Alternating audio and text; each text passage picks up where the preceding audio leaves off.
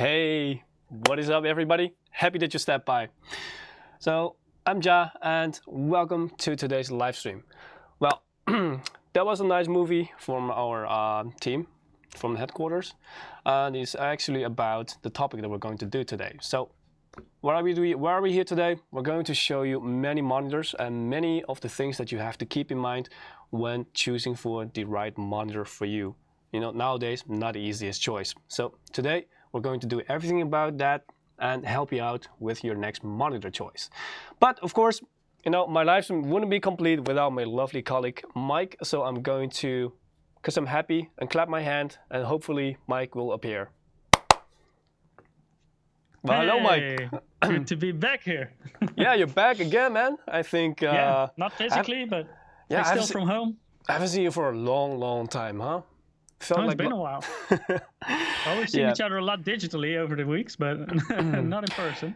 Yeah, so for those of you guys that watched our live stream last week, maybe even before that too, you're familiar with that we have started to, you know, really apply the social distancing rule. Well, it's not really a written rule, but you know, it's what everybody should be doing right now.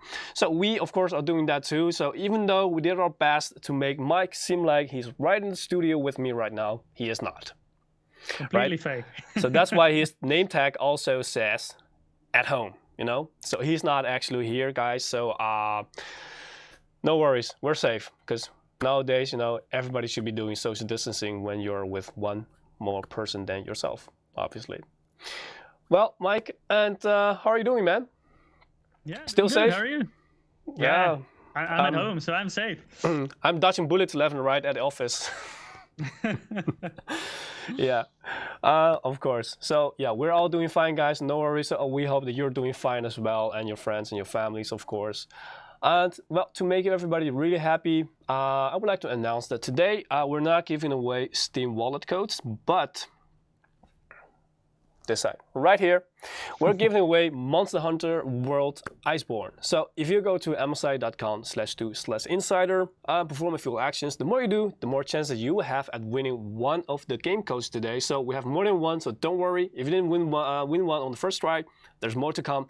So if you have already registered, you'll be in the drawing pool. So the next few tries, you will still be in the drawing pool to be hopefully the next winner. And if you haven't done yet, so I'll repeat this quite a few times throughout the live stream. And well, guys, good luck, and I hope you win one of the codes today.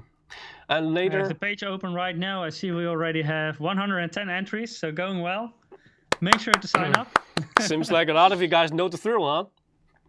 And yeah, at the end of the live stream, you can also expect me to be playing one of today's promotional titles, Resident Evil 3. So speaking of the promotional titles, we at this moment actually have a promotion running up with AMD. So I think I'm blocking one of the titles, but that's actually just this way, Iceborne. Casper is saying in chat, you're not 6 feet apart. Nowhere like 1 hour drive apart, yes. Actually. Mike, show them the magic. Oh, wait, let me disappear. Now we are miles apart. Come back. Yeah, as easy as that. Exactly. So he's here, but he's not here. Oh, well, all right. So the promotion. If you guys are planning on, you know, upgrading your graphics card because you're still rocking the old school, you know, 470 or something like that, or even a, you know, 1050, you want to get a little bit of step up. Well, AMD actually has a promotion running at this moment. So if you choose one of their 5000 series graphics card or get one of the MSI's newest alpha laptops, you can actually get 2 titles of the 3 games listed right here for free. So you can just pick the 2 you like best, right? And then activate them. If you're planning on upgrading, I guess right now it'll be quite beneficial. So just a tip. And if you later go to our website and go to the promotional page, well, there's everything that you need to know about all the requirements and deadlines and stuff like that. So good luck, guys, if you're planning with any upgrade. And talking about today's giveaway, you know, Iceborne, so Monster Hunter World Iceborne. This is actually also going to be... JPSH is asking how many Monster Hunter Iceborne codes do you have? They've been giving them away for a while. Yeah, we got some. We have some, yes. So make sure to take advantage of that. Yeah, actually we have, let me just say, we have quite a few today. So you guys try your best. I'll try to kick Eric out and leave him out of the pool. He always tries to sneak in, so. But yeah, speaking of, Monster Hunter World Iceborne, this game is actually going to be quite a thing for MSI. Well, for the rest of the guys who like RGB, because this title is going to be the next one that is going to be fully compatible with our Mystic Light RGB, our Mystic Light Ambient Link. So what is Ambient Link? While I'm telling you about this, let me just demonstrate on the website that I have right here to show you what this is all about, because we have a dedicated web page to well, inform you everything there is to know regarding what Mystic Light is, what Mystic Light Sync is, the Ambient Link, everything regarding all that. You can find it right here. So in essence, you're not going to be reading this text right now. What it comes down to is that within the game, whenever there's like a sort of a specific type of action or something specific is happening, or you're performing an attack or you're getting attacked, anything, those of you who kept track of this kind of stuff might know that we have had quite a few titles already, like Assassin's Creed and I believe The Division 2. Yeah, amongst the others, they're already fully compatible. So if you're performing a few actions within the game, the lighting in your environment. So as you can see on, well, I think we have a web page. That's weird because I have a web page open here. So I think we are having... something's happening. There we go. The laptop was still on the wrong mode. It was extending instead of duplicating. Okay. But, all right. So in essence, what it means is that if you have like Mystic Light compatible products within your ecosystem, so say the Nanoleaf, wildly popular, and many more other third-party brands, so not just MSI branded RGB products. So anything within the ecosystem that's compatible with each other, they will be synced with your game. So anything you're doing within your gameplay, you will be seeing that reflected in your environment. So say you're getting attacked, right? So something red is going to be blinking. I'm just making up some examples. So then your entire room will be blinking red, or if you're performing a specific kind of special attack, your lighting in your environment is going to react accordingly. And everything. If you want to see this in practice, we actually did a live stream about this. It's called RGB All the Things, and there we also demonstrated Ambient Link. You loved Link. it, well, Mike. You loved it. Yeah, it was. That live stream. It was cool. We had like you were RGB puking, everywhere. You were puking RGB left and right. Definitely, full unicorn mode. Yeah. And actually, we also demonstrated this with Assassin's Creed Odyssey. It was. This is also already compatible with the Division 2 at the moment, and Monster Hunter World Iceborne. We're working on compatibility right now. But there you can already see how it works in other games. So you can expect a similar experience in Monster Hunter World Iceborne as well, where the game will also respond with lighting effects in your room. So with either Nanoleaf or U lighting, but also all RGB connected components on your PC itself. Yeah, so we wanted to show you today live, but we couldn't yet, unfortunately, because this is still being worked on. Yeah, it's a lot of work, so really look forward to that. All right, so that's for Mystic Light and Iceborne. So why are we here today? That is because nowadays it's really hard to choose, pick and choose the right monitor for you. Is your notebook still in the wrong mode, by the way? Weird. It shouldn't be. Let's see if we can get it full screen. Let me answer some questions in chat. Heron's asking, Mike, is there a good $70 monitor? If you're talking about gaming, I would say $70 is a little bit limited, especially if you want higher refresh rate monitor. They're slightly more expensive than that. So I would say $70 is really, really limited for a monitor. Ashutosh 60,000 is saying, hi, I'm looking forward to know more about the 25-inch 240 hertz 1080p monitors. We actually have several models of those right now, so we'll talk about that later. Definitely actually, today. I have quite a few of them right under the table with me, so no worries. So yeah, we'll get definitely to that. talk about that one. Yeah. And all right, Mike, let's get back to the main view because I have quite a few things to tell before this. Yeah, so guys, of course, as you know, there are so many types of panels around nowadays that's performing really well. They are performing really well, and there's different kinds of specifications and features and resolutions, size, panel types, adaptive syncing technology, anything and everything in that direction, and etc. It's going to be quite complicated, to really pick the right choice for you because you might be an eSport games player. Then you might be getting the wrong model for your specific type of gameplays. So yeah, there are quite a few factors within this whole monitor bubble that you have to take into account, and that's why we're here today trying to really get everything out there the easiest in the easiest way possible so that you guys can understand, okay, maybe you already knew, but you want to get more details.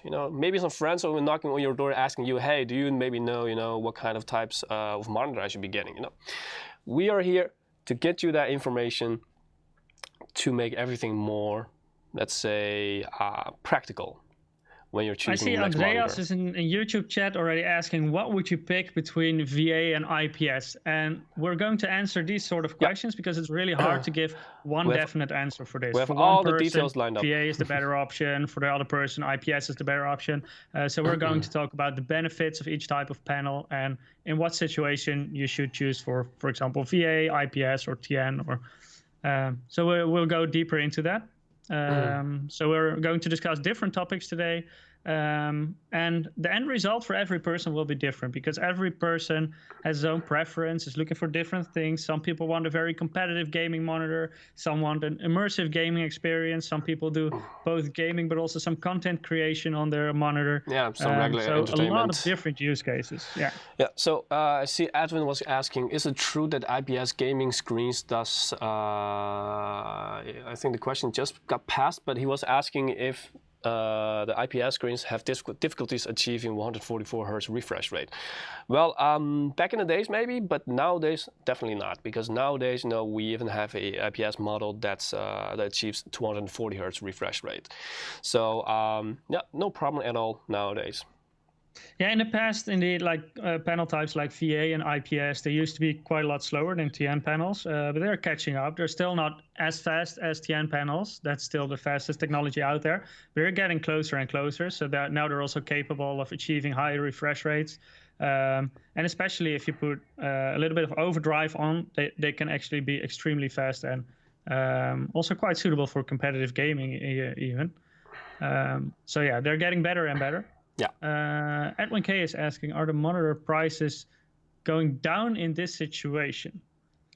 No, I don't think, especially not down.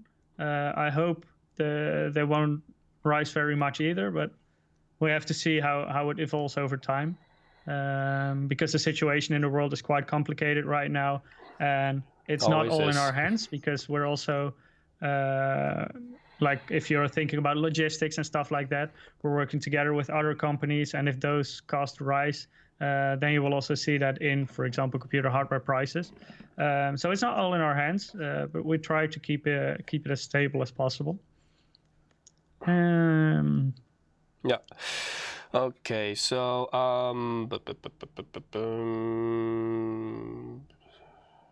So, all right, let's just continue for now. Actually, why do in every live stream, Mike, I see a Gaming Pro Carbon Max question. Why is that?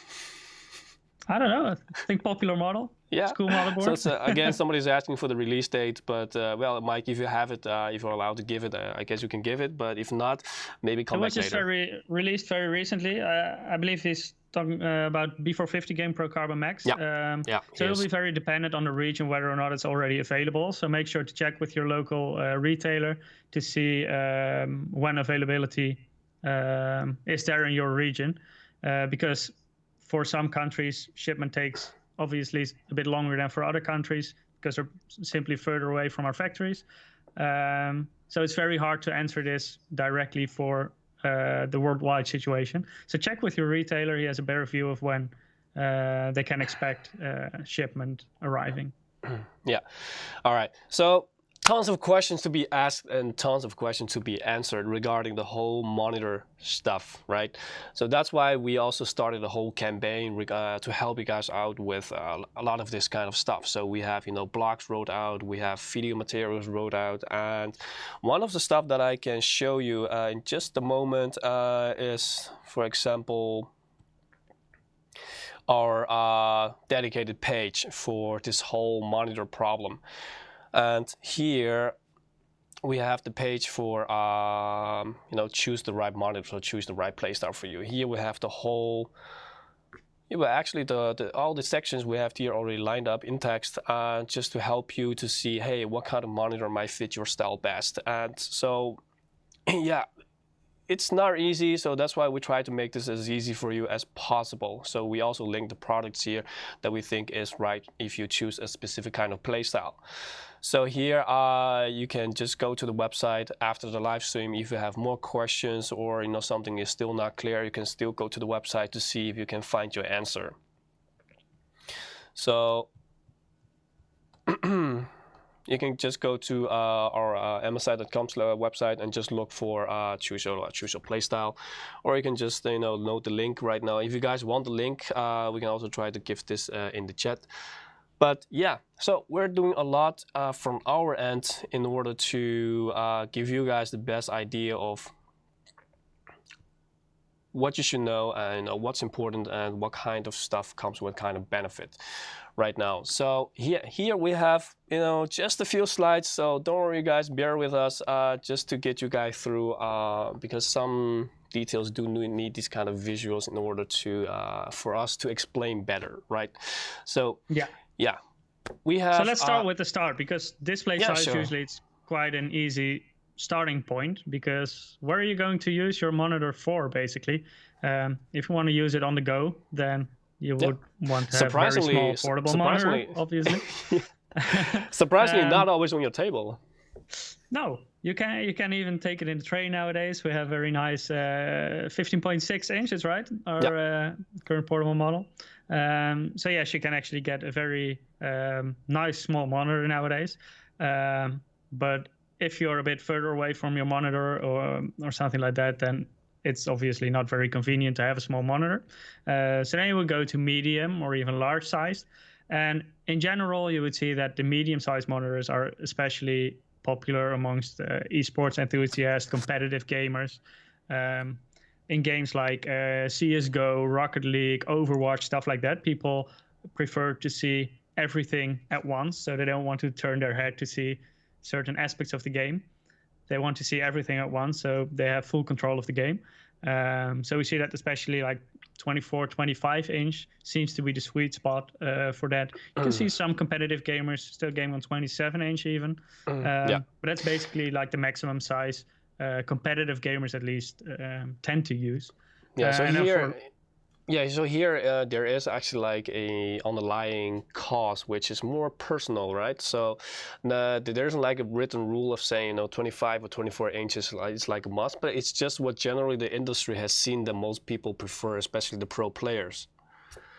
Yeah, so, definitely true. You yourself personally, you might prefer a 27 inch, might not be nothing wrong with that, but generally the outline is like 24, 25 is being preferred. Yeah, and it's fine if you prefer 27 inch. And I know some pro players even are also using 27 inch.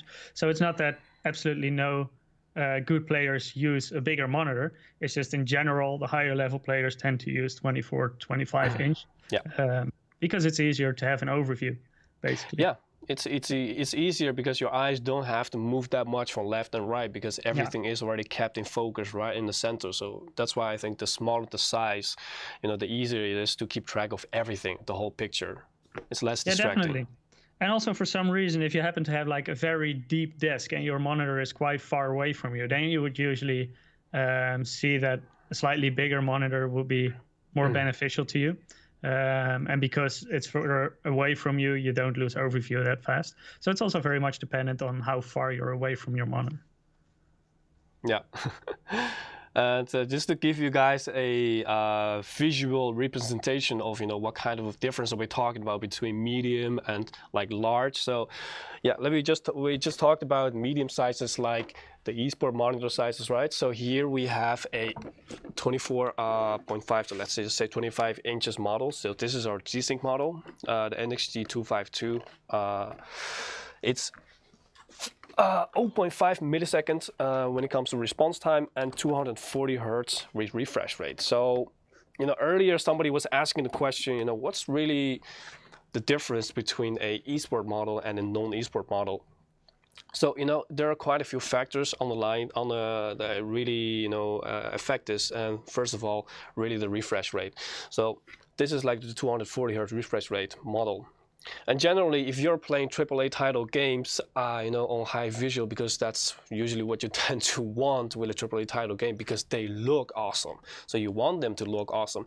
And generally, if you have them on medium or even higher levels, you usually don't achieve as high of a, let's say, FPS as we will do with eSport title games, because there, the visuals are generally much less, and people actually turn them low, very low. Like Mike, for example, he plays on lowest on everything so that he can get the most FPS out of these kind of games. So yeah, my games look horrible, but they play wonderfully. So there, it's less about the visuals, it's more about the performance and what you can get out of it, because it is competitive. You want to win against the others no matter what. So, and high refresh rate paired with high FPS, they really match and they really give you an advantage. So, there's less input lag. And so that's really like one of the most important factors between an eSport model and a non-eSport model is this high refresh rate. And then, of course, we talked about the sizes before. So generally, the eSport models with a high refresh rate, you tend to see them in much less or smaller sizes, as you will see with the normal AAA titles monitor, so to speak. So 27 inches and plus and curved and stuff like that. So yeah, there are quite a few factors.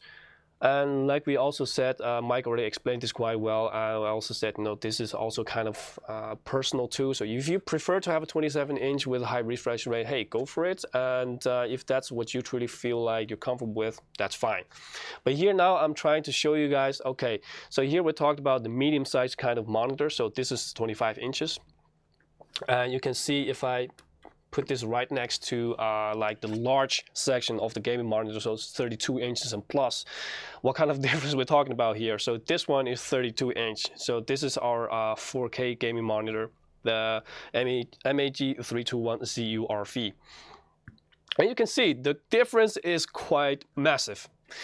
And if I put them like right in front of each other, we can show you also on a different kind of camera view just what kind of difference it is when that we're talking about here with medium and large. So here you can see, I actually lined it up here, the left side. So you can see just how much room there's still left. And this is like only on the horizontal face. So if we turn back to another camera view from the front, you can see just how much, see? This is all the extra space that you'll be getting between a medium and large kind of format. So you can imagine if you're sitting at the same distance as when you're sitting in front of a 25 inches, but then you're now sitting in front of a 32 inch, it's going to be a whole lot more difficult for you to look left and right, corner to corner, because you have to do, your eye will have to do much more, and you'll be distracted because you might be missing out on what's happening in the center if you're watching left or you're watching right or some corners and vice versa. So that's why, saying in chat, the monitor just killed Mike. I'm still here. And Mike's gone. And I'm gone. And he's here. Yeah, so I'll just be disappearing. I'm still here. You can still hear my voice, but you cannot see me right now. So yeah, Jack can demonstrate. We're just trying to also, make the point even more clear that Mike is not actually here. I know people not, you guys don't always watch the name tags because there it actually says, well, it illustrates at home. But in case you forgot about that part or overlooked it, Mike's here, but Mike is not here. Yeah, so Ja will do the monitor demonstrations today, and he's got quite a couple of models right there. So we've got some stuff to show. And yeah, then large monitors, of course, if you like AAA titles, if you're really into immersion, if you really want to have that like movie-like almost gaming experience, then of course a large monitor is a way to go. So for example, 32 inches, or if you prefer ultra wide, you can go even 34 inches, etc. So yeah, it's very much dependent on your own preference, what size would suit you best. And maybe you even own multiple monitors. You, for example, have a smaller one for on the go and a larger one for at home. So different monitors serve different purposes here. Somebody's saying the perfect monitor? Is it 100,000 hertz? Yeah, maybe in 2050. And then we still need graphics cards able to drive them. Yeah, and we'll still need to upgrade our eyes in order to see it. Yeah. But wouldn't that be something, huh? All right. Diminishing returns if you go that high. So yeah, I guess Mike, that's for sizes, right? So first of all, you guys, you need to know, you know, what's your size preference, and you know, if you're doubting, if you're not sure what fits you best, even though you know you have seen or heard us talk about this, you know, just go to a shop near you, and just see right in front of you, see what 24, 25 inches means right in front of you, and what 27 and 32 and plus what they mean right in front of you. Just test it out. It's not that difficult. And then, but also keep in mind when you're in a large store, for example, the screens tend to look smaller than when they're in your house. Yeah. Also, when buying a new TV, it doesn't look that big when it's in a large store, for example. But then when you put it in your living room, it usually seems quite a lot bigger. So it can be really look at your situation. Yeah, and also look at the size of your desk, especially if you're doing multi-monitor. Like if you're going to do a triple monitor setup, then usually you go for slightly smaller monitors, because 3 times 32 inches is usually a bit too big for the average desk. So also from a practical perspective, really look at how am I going to use it, and pick the right size for you based on that. And we'll also get to that later, right, about multi-monitors. Yeah, definitely. Yeah. So yeah, that's for the sizes, guys. And if you have questions regarding the sizes, let us know. If not, we're going to move out to the panel types. So yeah, nowadays there are 3 main panel types. TN maybe one of the most popular ones. If you look back in the days, because they were always the ones that achieved all the crazy refresh rate and stuff. Yeah, especially for gaming, TN was the golden standard basically. And then you kind of got transitions into VA. VA got better and better, and has better contrast and better viewing angles, and the speed got up to speed. So VA kind of started to overtake TN, but some might still argue that TN is still the fastest for eSport gameplays. Yeah, it really depends on what you want to do at it in the end. So we already talked about some people have a monitor for really immersive AAA titles, and others have it for competitive titles like Counter-Strike, Rocket League, Overwatch, Rainbow Six Siege, etc., etc. If you're into AAA titles, then for the immersion, VA is really interesting because your contrast levels are so impressive. Like black is extremely black. So if you really want that immersion, then usually VA is what you would look for in a monitor.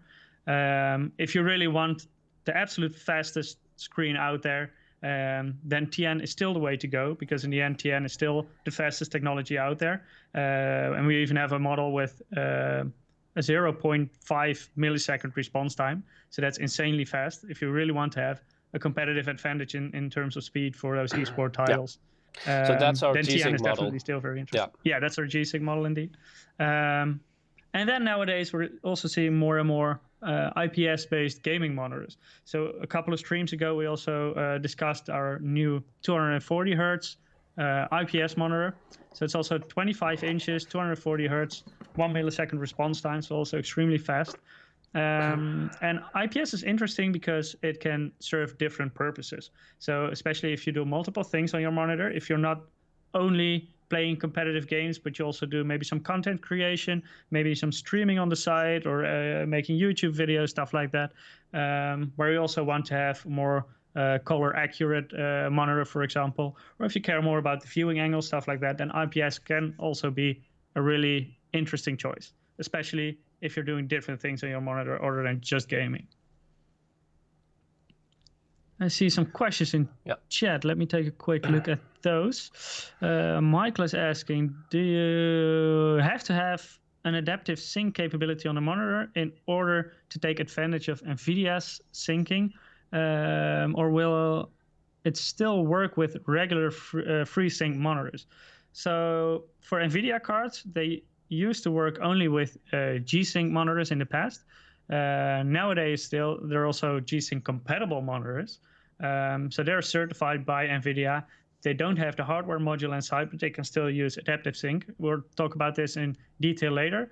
And then you also have FreeSync monitors, and you can still switch the function on, but it will not always work. With some monitors it does, with other it can give some visual artifacts, for example, flickering, stuff like that. Yeah. But you can always try it out to see if it works on your monitor. If you have a FreeSync monitor and an NVIDIA card, make sure to check it out. DJ Big Mike 777 is asking, do you have an adaptive sync capability on a monitor in order? Oh wait, same question, but then on Twitch. So I'm guessing Michael Williams and DJ Big Mike are the. So yeah, we'll make sure to read it. We'll try to answer as many questions as possible, and we can see different platforms. So whether you're on YouTube, Twitch, Periscope stuff, we can always see your questions. I think Facebook is the only platform we cannot see it. So if you want to join chat, make sure to go to either Twitch, Periscope, Mixer, YouTube. We can read all of those. Yeah, we have difficulty right now with Facebook chat. So easiest would just be to go to YouTube and just type in MSI Gaming, and you'll see it's promoting on our page right away, the live stream. So you don't even need to look that far. There's actually another question here. It's a good question. I guess a lot of you guys might be wondering about is someone was asking what would be the preferred or recommended monitor for AMD's RX 590. So that card is kind of like an entry 1440p model, but I wouldn't say that. Getting more and more difficult nowadays for 1440p. I would say RX 590 is very much on the bottom side there. Yeah, very nowadays entry. It's more like, I would say more towards 1080p than 1440p. But it's still really hard to answer because it very much depends on what you do. If you play AAA titles, then 1440p or even higher resolution would get really difficult for an RX 590. If you're playing eSports titles like Counter-Strike or Rocket League or other games that are not that demanding from your PC, then it's still no problem to go for a higher resolution and a higher refresh rate. That will be fine then. So very much depends on your usage and what kind of games you play. And in case you were asking regarding what kind of monitor, as in also what kind of sizes, well, you can have like a 27-inch but still 1080p, but you can have a 27-inch but that's also 1440p. So that will depend on how much FPS do you want to get out of it. So it's more of a maxed out 1080p level card than 1440p, because if you're satisfied with like an entry level 1440p on low settings, then sure, go for it, but you wouldn't get much high frames out of it. So yeah, hope that answers your question. There are more questions. Actually, there are a lot of questions. It's kind of hard to keep up now. Andreas is asking, are IPS 1 millisecond monitors in any way less reliable than the TN 1 millisecond equivalent? If not, isn't the IPS 1 millisecond a no-brainer? It's not like 1 millisecond is a gray to gray value. So it's important to keep in mind that in different situations, the response time is different. If you're having a certain transition in color, it will be different than it will be in gray. And also in between colors, every transition will give you a different response time. You actually can look up some benchmarks, for example. There are many media who also tested our new 240 hertz IPS monitor. And there you can really see how it keeps up compared to TN. I would say it's even faster than many 1 millisecond TN monitors. Not all of them. Especially the 240 hertz TN, they tend to be slightly quicker in some situations, but IPS is getting really, really, really close nowadays. Yeah, so make sure to reliable. check out some tests, and there you can really see a proper representation of how they compare to each other. Let me see some more questions. Yeah, there are definitely more questions. Benjamin is asking, is 27-inch max size for 1080p? And should we go for 2K/4K for bigger monitors? No, this also depends on how far are you away from your monitor. Like if you're quite far away from your monitor, you can do 1080p on 32-inch as well. If you're quite close to your monitor, if it's right in front of you on the desk, then I wouldn't recommend it. So Yeah. it depends how far you're away from your monitor, but also what you're doing on it. Like for gaming, I would say usually 1080p is quite okay on 27-inch. If you're going to use Photoshop or Adobe Premiere, stuff like that, then I would say 1080p is quite limited. So also very much depends on what you want to do. And you know, speaking of the use cases, you know, there are even monitors out there with 32 inches and 1080p. You know, in these kind of cases, you can also think about, you know, hey, if somebody is, you know, primarily playing consoles, which is more laid back, you know, he might be sitting on the couch, or maybe, you know, more removed from his desk, then, you know, hey, it's still okay. So yeah, the closer you are to your monitor, the more it is less recommended. It's not a rule, it's less recommended to have like higher than 27 inches and 1080p. So, because you're gonna see it if you're sitting close to it. I see Kirill is asking, my MSI motherboard does not have an addressable RGB header, but my MPG Gungnir 100K supports Mystic Light. How can I sync it with my motherboard? That's always, usually before you purchase it, you really have to check, are these components compatible with each other? Because especially if you have a more entry-level motherboard, then you have a regular RGB header, but not an addressable RGB header. And if you have slightly more expensive case, then you would usually see addressable RGB rather than the standard RGB. So addressable RGB is that it can also display multiple colors at the same time, so you can get these cool rainbow effects. But it's really important here to match the motherboard to the case. So if you want to take advantage of addressable RGB on the case, make sure you have a motherboard that also supports addressable RGB through a header on the motherboard.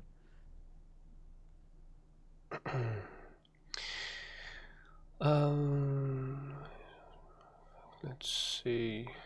Oh, that's that's a good question with this graphics card. You know, though it's less related to the live stream, but we squeeze it in every now and then. So someone's graphics card is showing artifacts. What about it? It's impossible to answer this question without more information because it can be so many different things. Yeah. It can be the power supply, it can be the motherboard, it can be the graphics card itself, it can be a setting, can be the monitor. It can be so many things. So yeah, this is really hard to answer on screen. Okay, so someone is asking, you know, best monitor for RX 570. So RX 570, you know, it's definitely a 1080p gaming card. It's like a medium 1080p gaming card. So you're kind of restrained from anything outside of 1080p. You can, but you'll be getting like 20, 30 FPS, and that's not what you want. So, you know, you gotta stick to 1080p, and size-wise, you know, 24, 25 inches would be best, but if you prefer 27 inches, that's also, of course, your choice. So stick to 1080p and, you know, smaller than 27 inches. See, another question. Are 0.5 grade gray monitors 0.5 out of the box? Yes, they are. This is something based on a panel. So yes, they're 0.5 out of the box. All right, Mike, I think we're going to interrupt all the Q&As with something that I'll be even more happy about. Are you guys ready for Monster Hunter World Iceborne giveaway, the first one? So I hope you guys registered, and if you haven't registered yet, go to msi.com/2/insider. Maybe you can still squeeze yourself in before Mike draws the first winner. So I'm already drawing the first winner. You're already drawing the first winner. All right, let us head back to the other view so people can view the link. So our first winner of today is nickname, congratulations, with an exclamation mark. So congratulations, you won. Wait, his name is congratulations. His nickname is congratulations with an exclamation mark. So you won the first game code for Monster Hunter World Iceborne. I guess that did work, huh? Kind of brought him luck. Yeah, that worked. Cheated the system. Yeah, Mike. If we go back to the main view, then let's show them the link, because you know there might be new people joining, and if you just joined, don't worry, that was only the first of the many that we have today to be given away. So just go to msi.com/2/insider, and the more actions you perform, the more chance you have at winning. Have you already done so? Don't worry, you're still in the pool of drawings. So on the next few tries, you might be one of the next winners.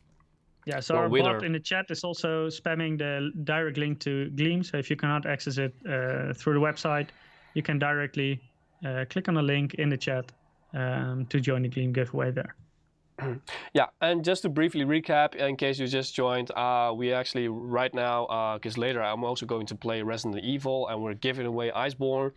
So those are 2 titles of the 3 that you can choose from if you're planning on purchasing a new graphics card. Because AMD right now has a promotion running. If you get one of their 5000 series GPU, you can get 2 of the 3 titles for free of your choosing. Or if you're planning on getting a laptop, one of our newest AMD Alpha laptops, they will also be eligible for the promotion. And any details about this you can find on the website under what's new and then promotion.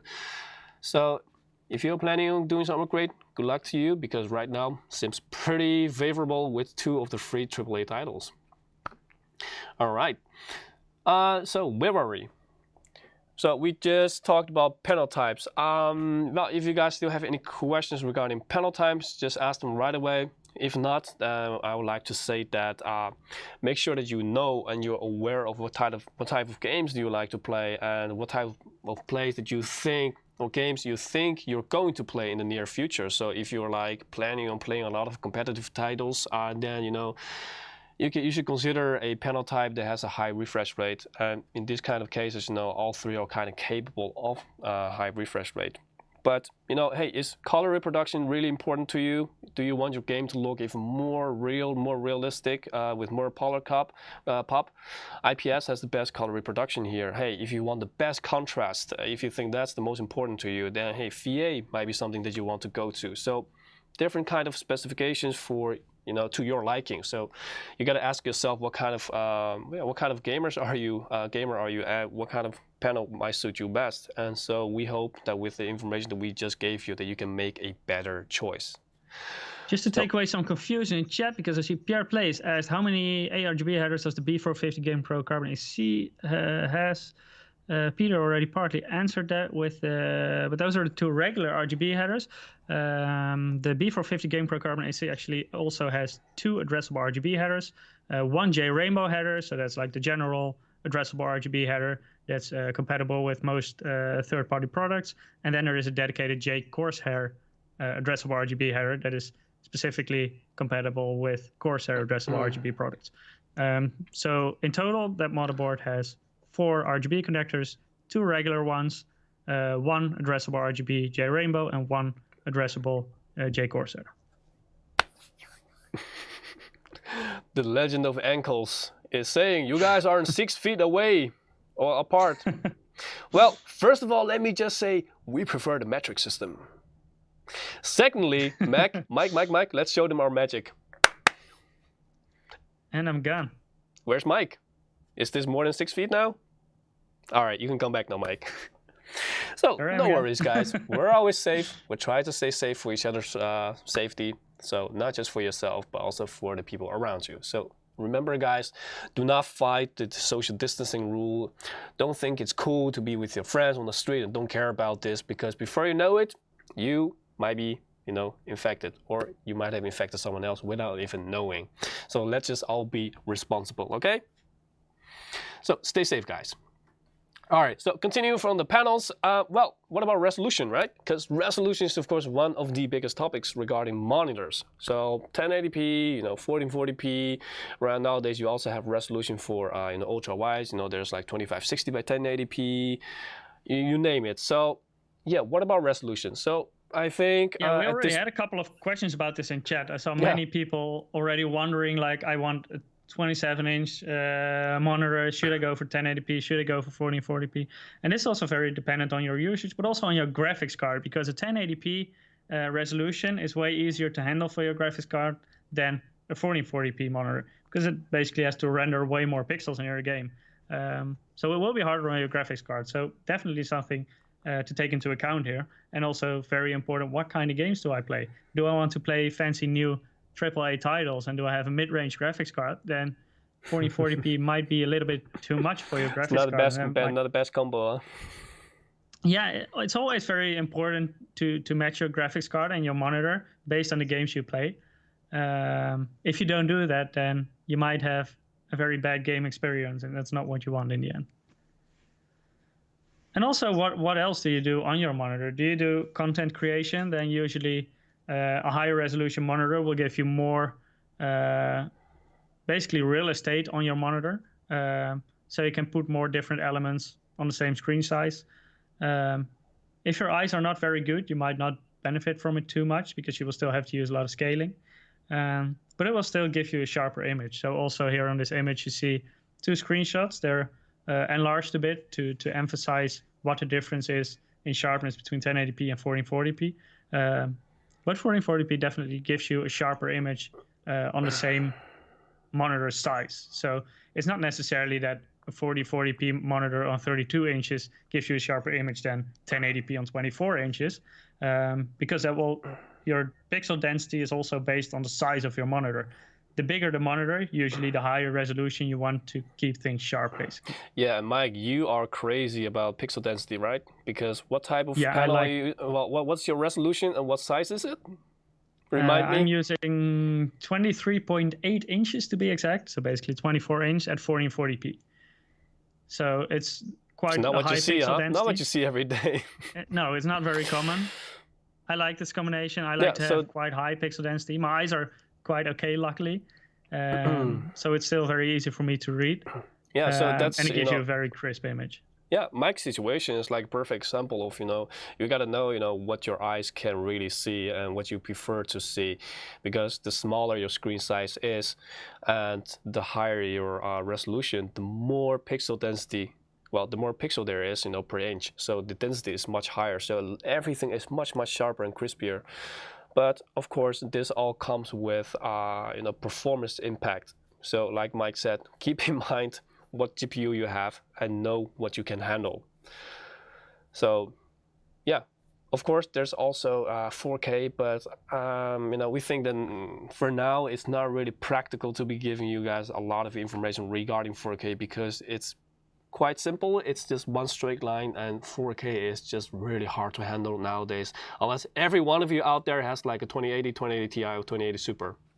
But if you don't, because even with these kind of cards, it is possible, but like especially in high refresh rates, it's Ultra HD it's very hard to run on today's graphics card. So it's not impossible. No, definitely. But usually, if you want to have the best experience, then Ultra HD and high refresh rate is still And I guess, well, if you guys are satisfied with, average of 60, 70 FPS on 4K, and you're willing to sell one of your kidneys, then by all means, go for it. Then come back to us. We'll give you all the information you need on 4K. But for now, let's just stick to 1440p and 1080p because these kind of forms are the most practical ones at the for gamers, at this day and definitely. Like for content creators, this is different. That's a different story. But we're talking it's fine for them to have like a very high resolution and a lower refresh rate because high refresh rate is not very beneficial for content creators, but it is for gamers. Yeah. Andreas asking a very good question in chat. Is monitor size and GPU performance completely unrelated?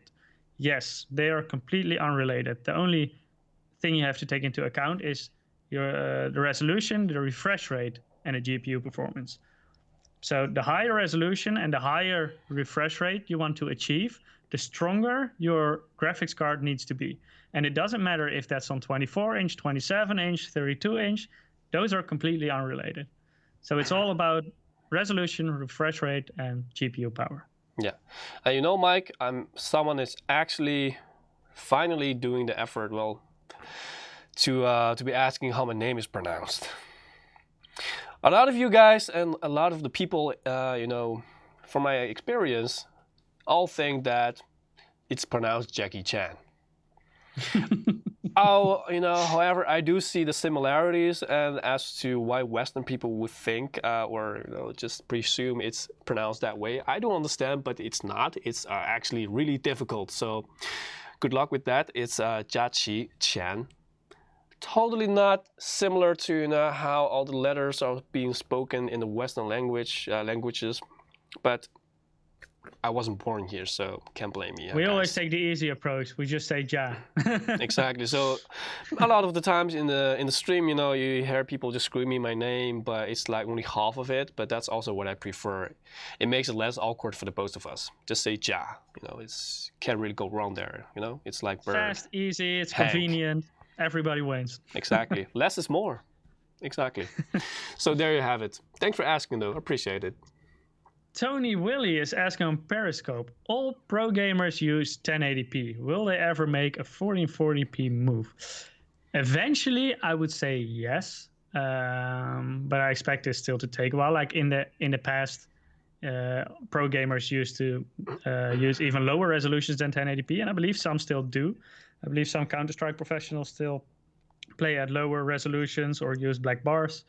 But it's all also related to frame rate. Like they usually want to have the highest frame rate possible, and they can achieve that with lower resolutions. And some will transfer to 1440p eventually, especially if GPUs are powerful enough to still get those crazy high frame rates, even on 1440p. And also when refresh rates are getting higher on 1440p.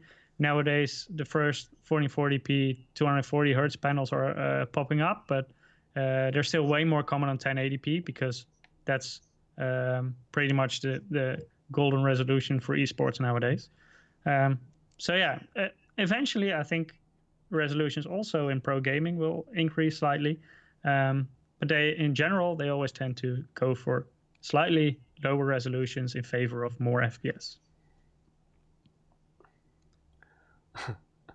So, all right, some people are gonna start calling me Jackie Chan now. Great.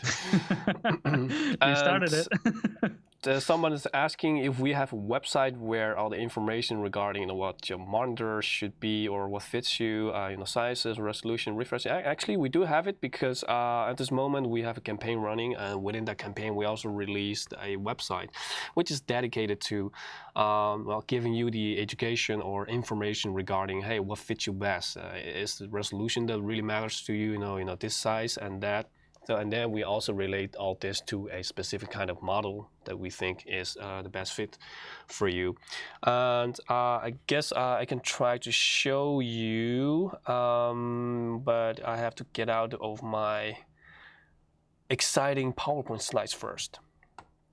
So here I have it open, and here, this is the landing page that I was talking about, where we, have kind of summarized all the stuff regarding, is it multi-monitor setup that you're going to do? Okay, if so, what might be fitting for you? Is it, gaming immersion that you prefer? Like Mike, Mia, we also talked about briefly. Just before this. Here, we also recommend, okay, if that's the case, then, this and this might be the best for you. So, all this kind of stuff is being listed here. And if after this live stream, we still haven't given you enough information and you want to see more, that's exactly where you have to go to, okay? So, later, if you guys don't know how to get here, well, basically you can just go to our MSI website, and if you just type in, for example, gaming 2020 or some keyword from this webpage, you can just try to select them in the search bar and you can find them, or you can just try to Google. So yeah, we definitely have the page running right now. Heron is asking on YouTube chat, can you imagine 8K 360 Hz? Right now, there are no graphics cards that can properly run this resolution with that refresh rate in any recent titles. So right now, there is not really, like the technology is not there to do this on the screen right now anyway, but there is also no purpose of it because the graphics card can not handle it right now. So in the future, yes, I can see it happen, but that's still quite far away, I'd say. Gaming Kofi Mazehaven is asking, is a 1440p RTX 20 is 1440p and an RTX 2080 Ti good? Yes, really good, I would say. That sounds like a very nice combination. I think many people will be very jealous of that combination, especially if it's also a high refresh rate 1440p monitor. Yeah, because then you are really cranking out everything out of that 1440p, man. That's really enjoyment. That's a sweet combination. Yeah. It's an expensive combination, but it's a good combination. It's really like if you're building very high-end gaming PC, that's pretty much the sweet spot you can get. Andreas asking, how quickly can modern monitors switch between resolutions? I remember older monitors took a few fractions of a second to switch. Is it recommended to stay on the monitor's resolution all the time? That's a good question. I never really took a look at how fast they do that nowadays. Well, the last time usually that I I would had always say experienced this, it was Yeah, I would say always use the native resolution of your monitor, basically, because it will give you the best image quality. So yeah, the only reason I would go for a lower resolution if your graphics card can really not handle a higher resolution. But many modern games nowadays actually have a the scaling in-game feature setting built in their and option. Yeah. So you can, for example, if you have a 1440p monitor and your graphics card cannot properly handle it, you can still set your game to 1440p. So the UI elements and stuff like that, they still remain the size they should be, basically, on your monitor. But you can render the game itself in a lower resolution. So, for example, you can set a certain percentage of the native resolution that it will render on the GPU. So you lose a little bit of image quality with this. It will not be as crisp and sharp as when you would be running it on native 1440p, but it will give you better in-game performance. Someone is asking about Eric. Not today. Well, next week Eric's going to be here, so more about that later. So, yeah. Okay, so yeah, resolution. So really important, but comes down to what your GPU performance is and what you expect out of your well, how high of a performance do you want. So the higher the FPS, and well, the higher the resolution, difficult it is for you to render as many FPS out of it to match it. So to get the sharpness out of it. Any more questions regarding this? I guess not for now. Isaac is asking, I have an RX 5700 Mac OC. Is a 4040p monitor going to be a good option for me, or should I stick with 1080p for the best experience? Depends on what you play with it. I would say an RX 5700 is usually quite okay for 1440p gaming. The only thing you might struggle a little bit with is like very demanding AAA titles. For eSports titles, this will be very easy to run. RX 5700 is easily capable enough to run 1440p for eSports titles. But I would say in general, 1440p is quite good on an RX 5700. Heron is asking, curved or flat? We will talk about that later. Just a second. Yeah. But first, let us get you more information regarding aspect ratio. And well, so the image here already speaks for itself. So 16:9, it's much less wide, and the 21:9 is more wide. And we can also show you this with a practical example, because that's usually the best way. It's easiest just to show what it looks like. If we take our MAG272 CQR, which is our 27 Quad HD, so 1440p model, but this one is 16:9. So if we then take its equivalent in height, but I'll just disappear for a second. wider in the horizontal axis, which is our MPGO most highest performing monitor up till date. So our MPG 341 CQR, which is our 1440p model. So this one is 21:9. So right away you can see, let me just align the bottom part a little bit so they're completely aligned like now. So as you can see, vertically they're the same. So the vertical resolution is all the same, but what's different, because they're both 1440p, and on the width, that's really what this one is going to shine. So let me just put them right next to, well, right behind each other. Oh, there comes the headset hanger.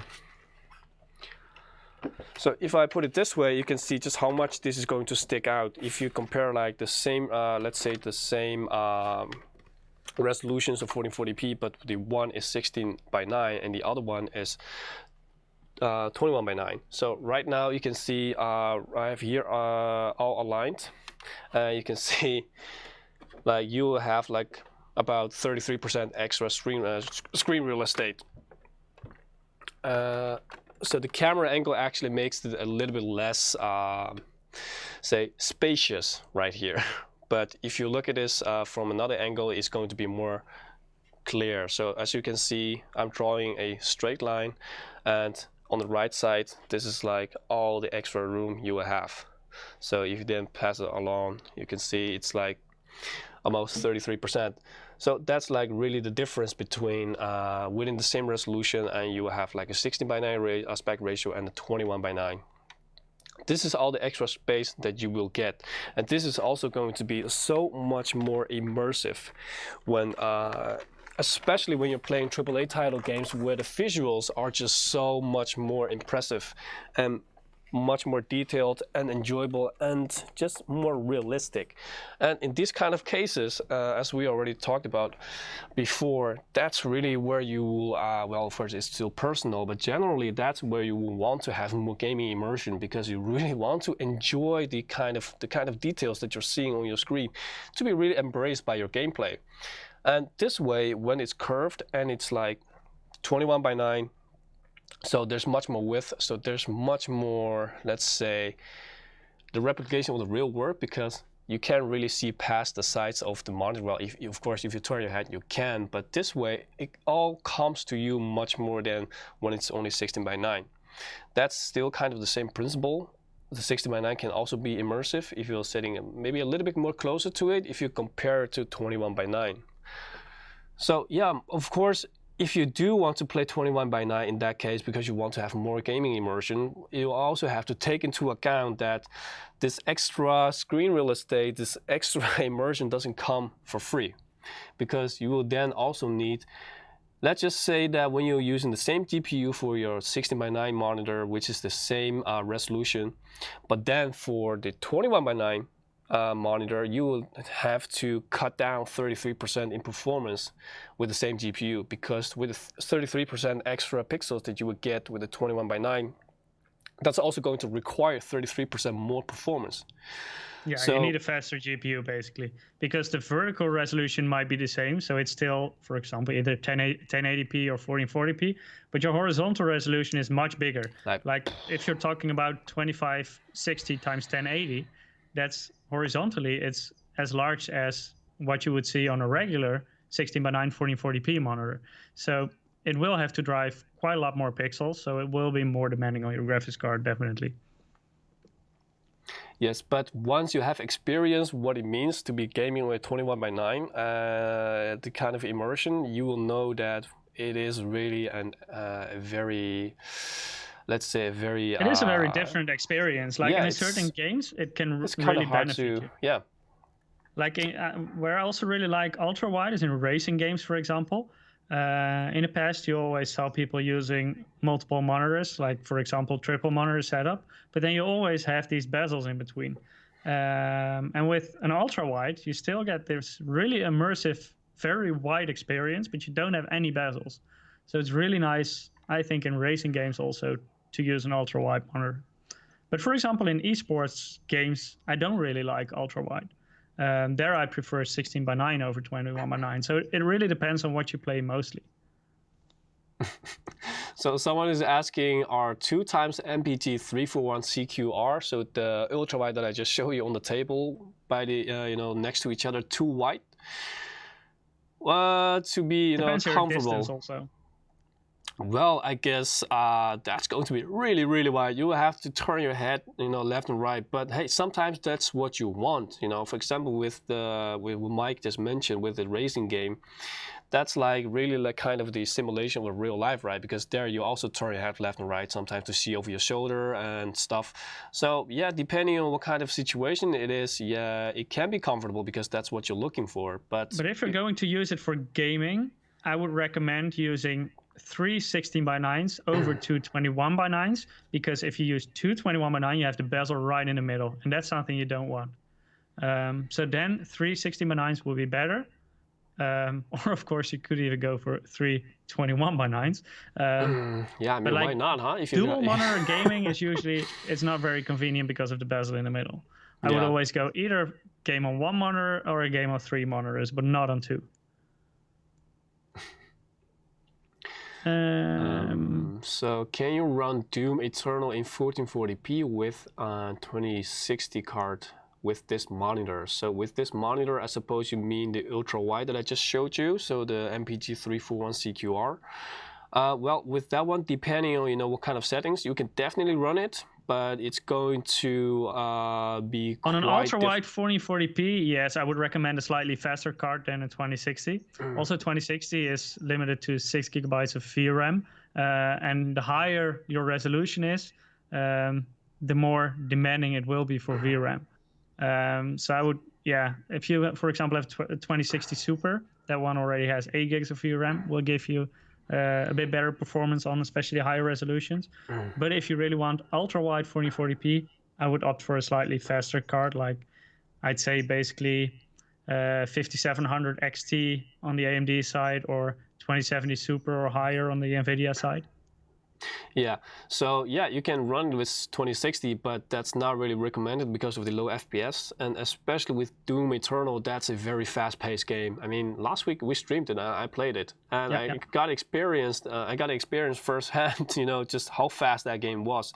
And especially in these kind of titles, this kind of games, you will want to have high refresh rate paired with high FPS so that you can get the smoothest kind of experience out of your game. So then, yeah, definitely, as Mike recommended, go for a higher GPU. Yeah, I think you played on the 21:9 1080p screen, right? The new one. Yeah. So right in front so of that's me, 2560 times 1080 pixels, and I believe you played on RTX 2070. 2070, yeah. Yeah. And that was quite a good combination, I'd say. You get proper FPS, even on somewhat higher settings. But if you're going for 1440p 21:9, that will be quite a lot more demanding, and especially with a 2060, which is slightly slower than the 2070 Java's using, then you will have to compromise on settings quite a lot. So, all right, if any more questions that we should answer right now? All right, if not, then I think we can go for another giveaway because we're very generous today. So that's a good idea. If we go back to the other view, I can show you guys. If you haven't entered yet, you can go to msi.com/2/insider. I always point to the wrong side. Right here, go to the link right there, and if you just joined, perform a few actions there. The more you do, the more chances you have. Still at one of the few. We still quite a few left. You still have a chance. I have another winner. So, Mike, who's the next winner?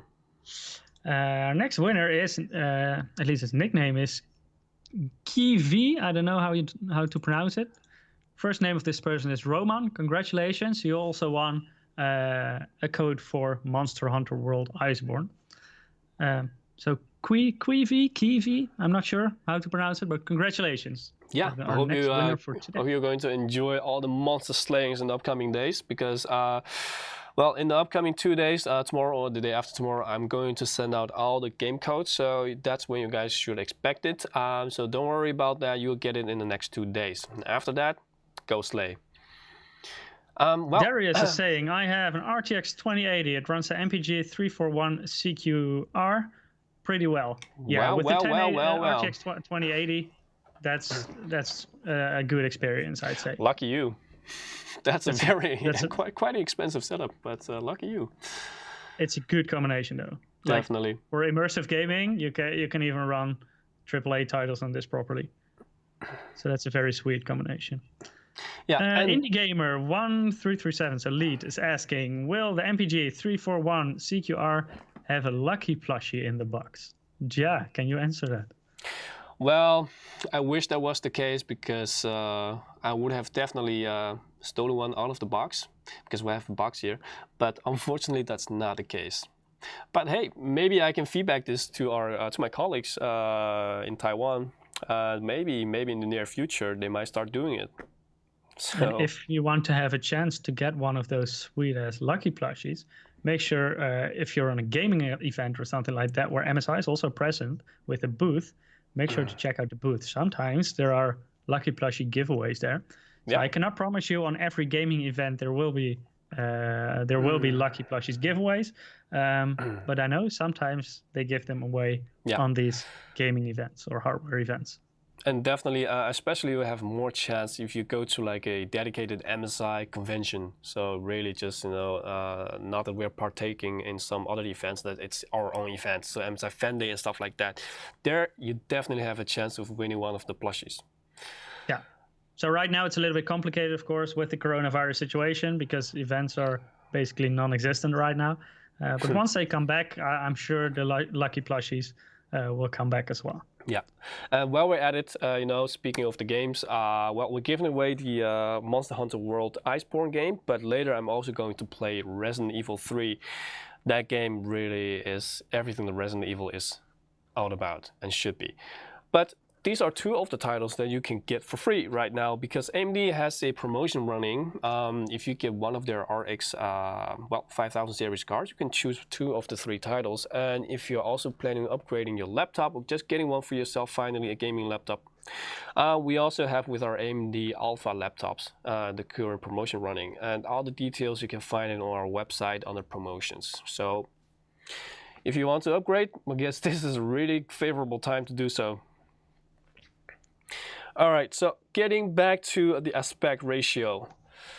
I think we have already given you guys all the information that you need on aspect ratio. So, what's really important there is the immersion. So the wider it is, the more immersion you will have while sitting behind your desk.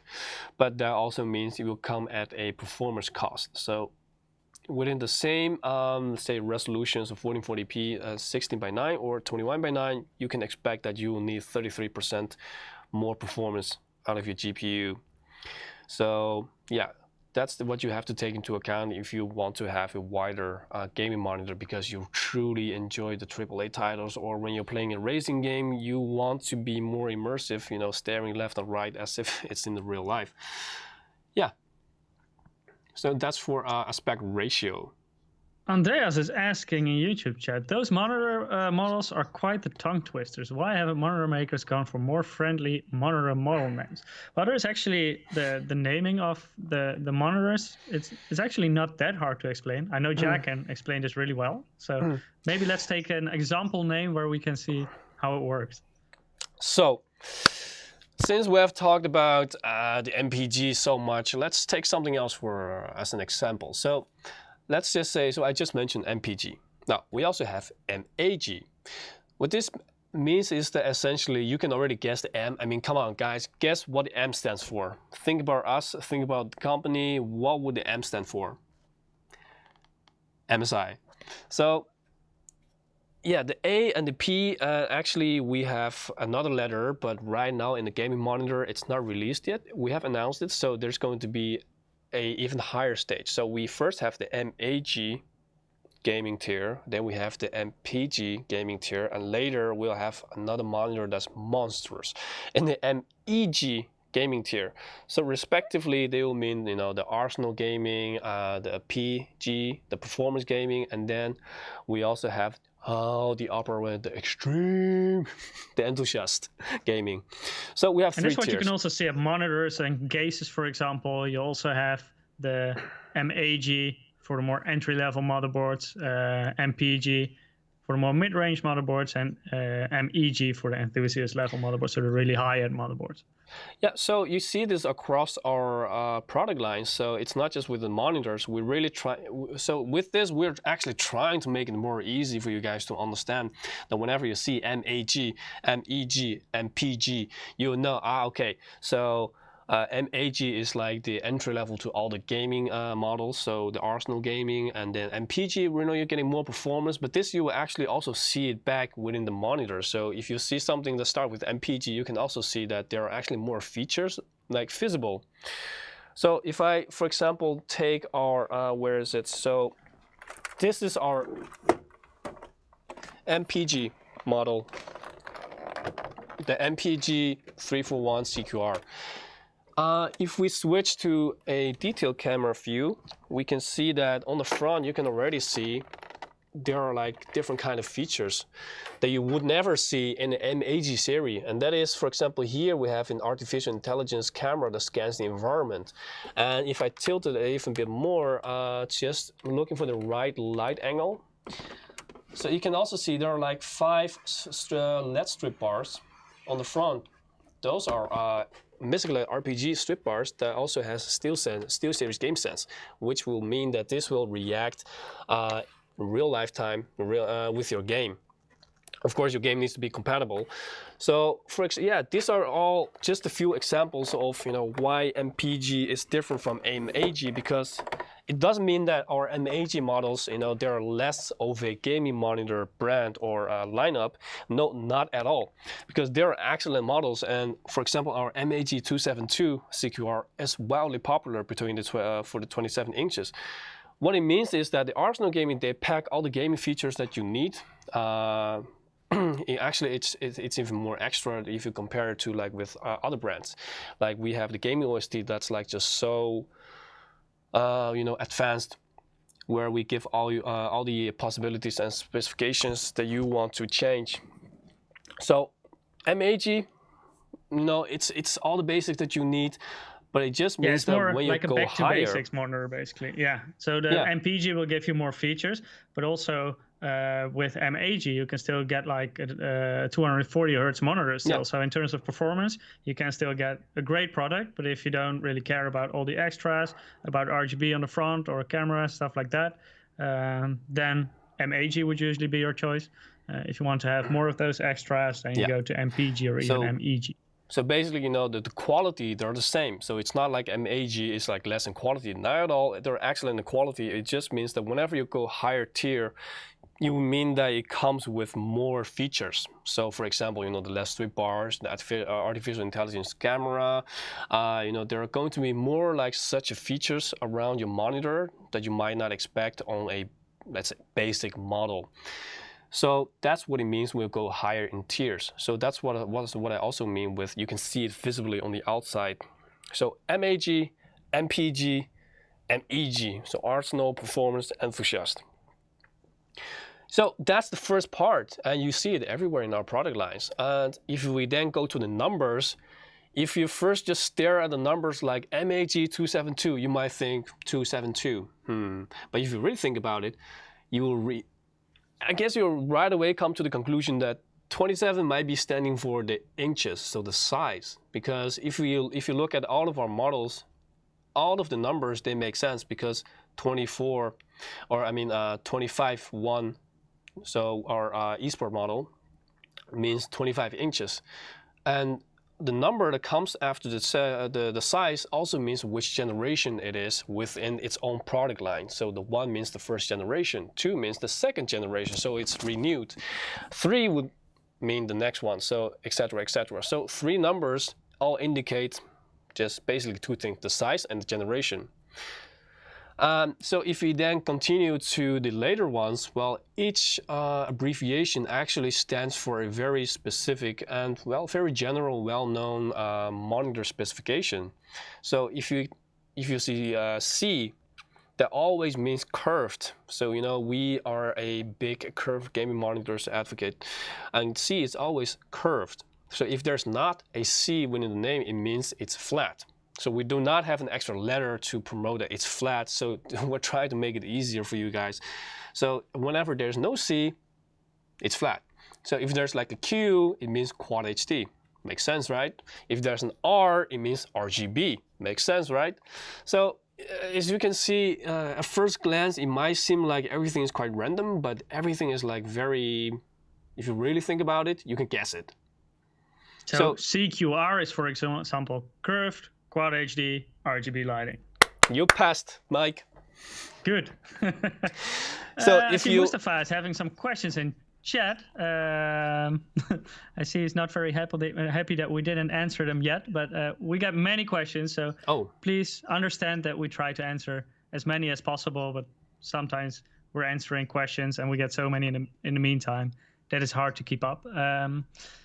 Mustafa was asking, is it a VA panel? Yeah, the monitor we've just shown is indeed a monitor with a VA panel. The ultra-wide one, yes.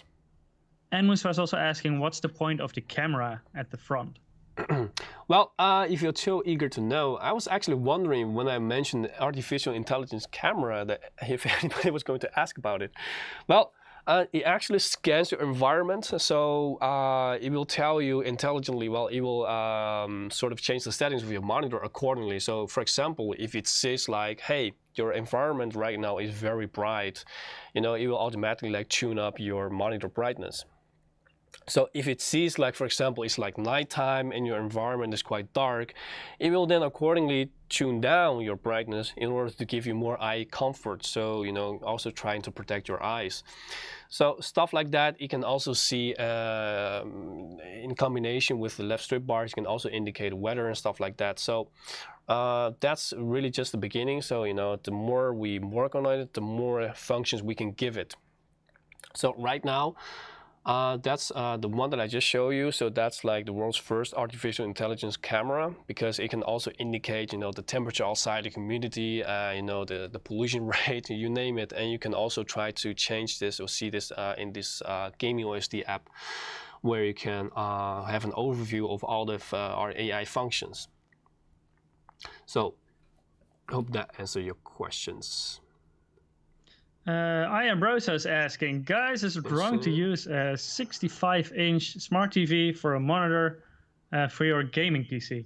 Savage. Of course, it's never wrong if you prefer 65 inches for your monitor. Of course, you can do that, but with televisions, you usually have quite a lot of image processing inside there, which gives you quite a lot of input lag compared to most monitors.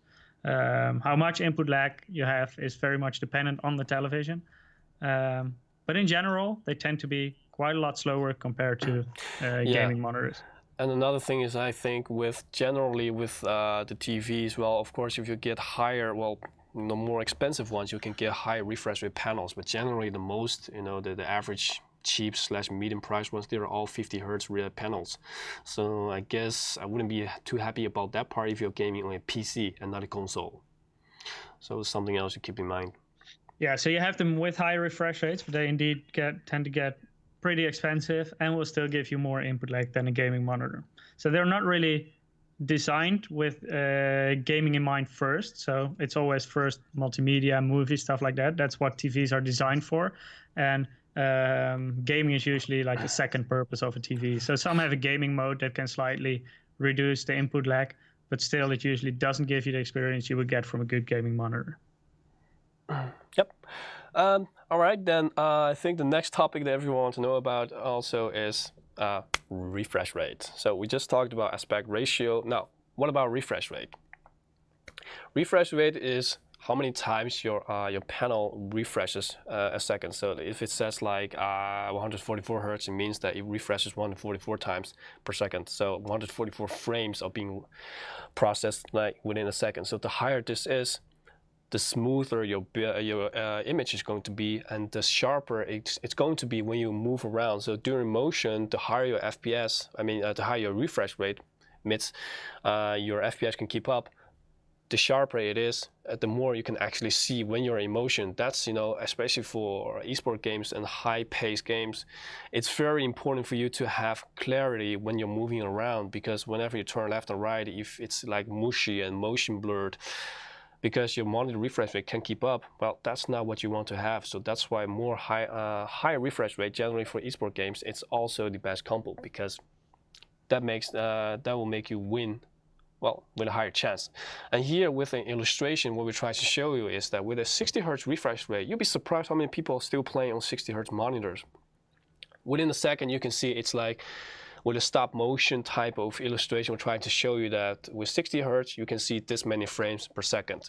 And if you're switching to, for example, 144 hertz, there's going to be so many more frames in between the kind of frames that you're missing with a 64 hertz, which means it's going to be smoother. Your experience is going to be smoother. It's going to be sharper.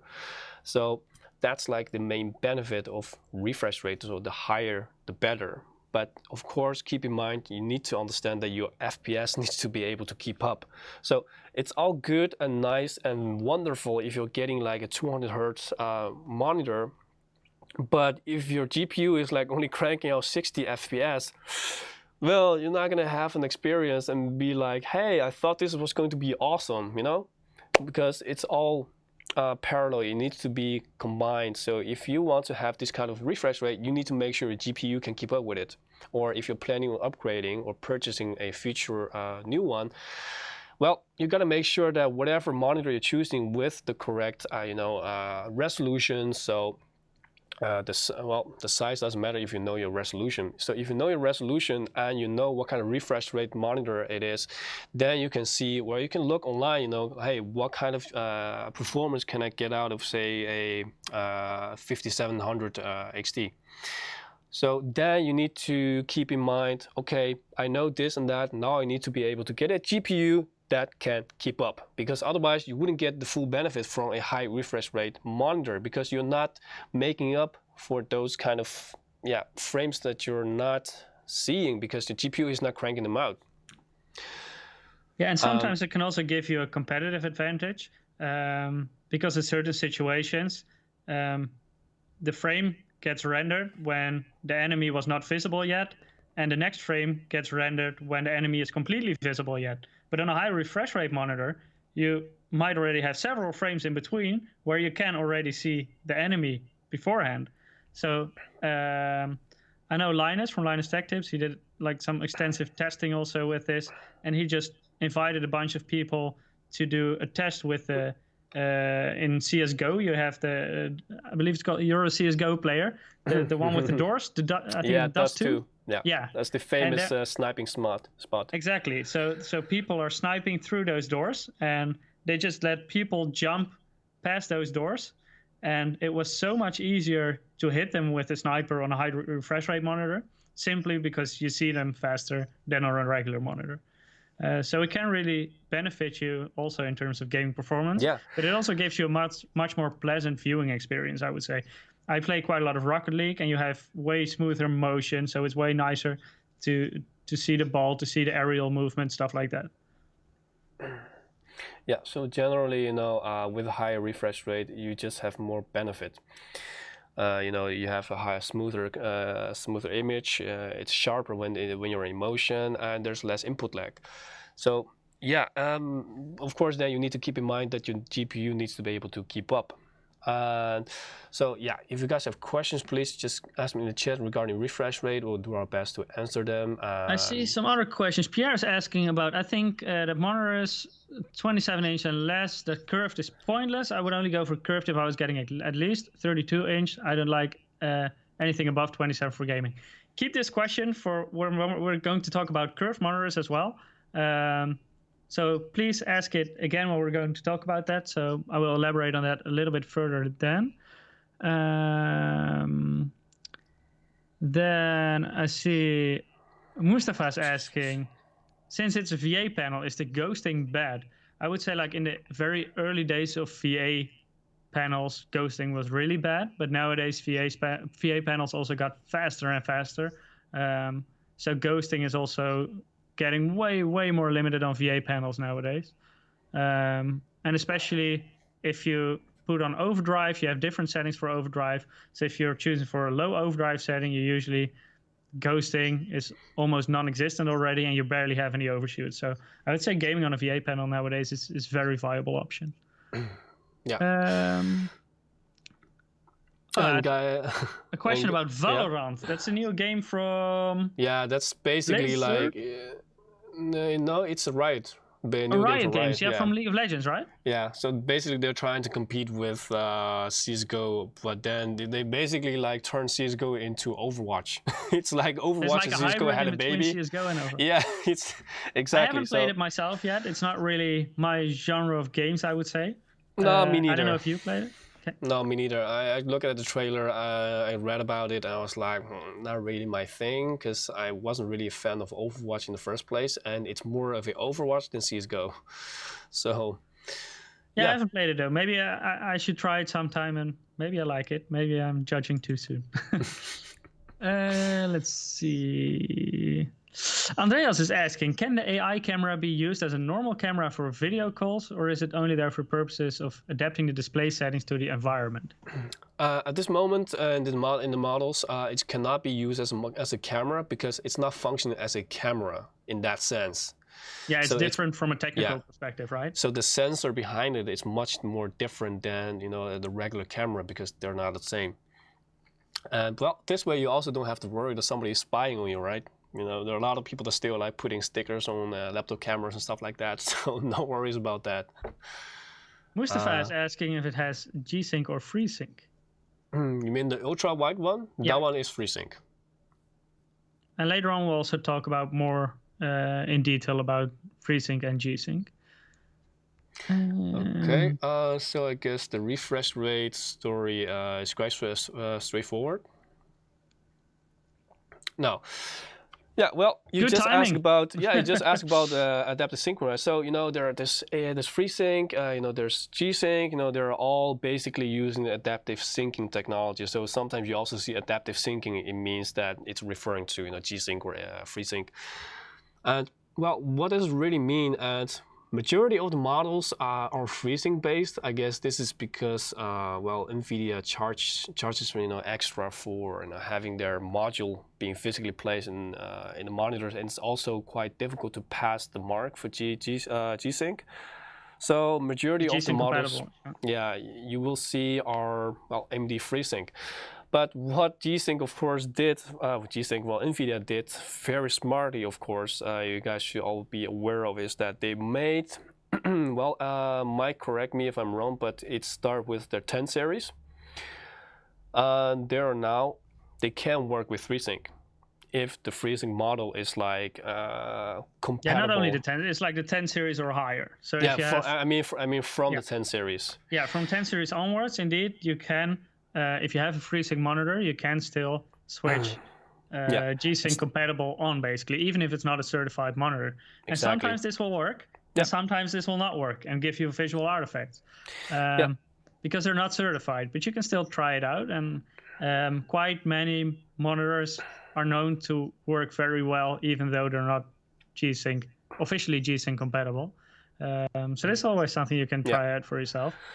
So yeah, FreeSync is like AMD's version of adaptive syncing, and G-Sync is NVIDIA's version of adaptive syncing. Now, the main difference between these two is that within the monitor department is that for G-Sync, there's actually a physical module placed in the monitor, so a piece of hardware that regulates this. And for FreeSync, that's not the case. So for monitor hardware, that's like the biggest difference. And what it really comes down to is that the adaptive syncing, what does it all mean? What does it do, and do you really need it? So like here on the image, you can see with the car if there's like a mismatch between your refresh rate. So refresh rate is always your monitor, so hertz, how many times it refreshes per second. That's monitor. And FPS is always your GPU. So that's what comes out of your GPU. So frames per second that gets pushed out of your GPU, and then your monitor and your GPU, they have to communicate. But as you can imagine, one on the other hand is like variables. Your GPU FPS is always like fluctuating up and down, up and down, up and down. And your refresh rate, your monitor, it's like fixed at a constant state. So then, of course, you will see like the illustration here. The first one, there's like a mismatch between the timings of your FPS and your monitor. And well, one of the, let's say, unfortunate side effect is that you can have your image that's tearing, or it's stuttering because, well, your hardware is having issue communicating with each other. So that's where adaptive syncing kicks in. Now, if you're using FreeSync, well, you kick in FreeSync, you activate FreeSync, and then what it does is that you will turn your refresh rate variable instead of fixed. So instead of having your monitor, fixed refreshing at say 144 times a second, it will make sure that your monitor will now be variable and start to match with your GPU FPS. So this way, they are not like walking beside each other, they are like walking on the same path. So now the timing is fixed. So now you don't have the stuttering, or it should eliminate the stuttering and the tearing. So that's why having FreeSync or G-Sync is very important when you're experiencing tearing and stuttering, because this can eliminate it. Of course, if you're having other issues, which usually isn't the case, then it can be solved, but that might be a hardware issue. So here, Place in chat is saying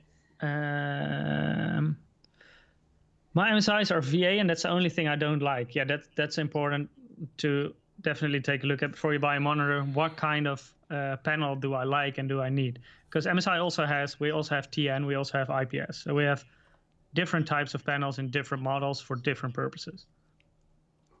Yep.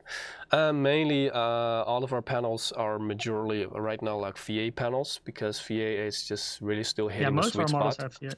Yeah, but we are really working towards having more and more IPS panels. And right now, the first one that we had, like the MAG251RX, is the IPS eSport model with 240 Hz refresh rate and 1 millisecond response time. That one was being very well reviewed by. Well, later, if you're interested, you can check it out at Hardware Unboxed. So as FPS, the IPS technology is really catching up. With speed and just generally what it was lacking.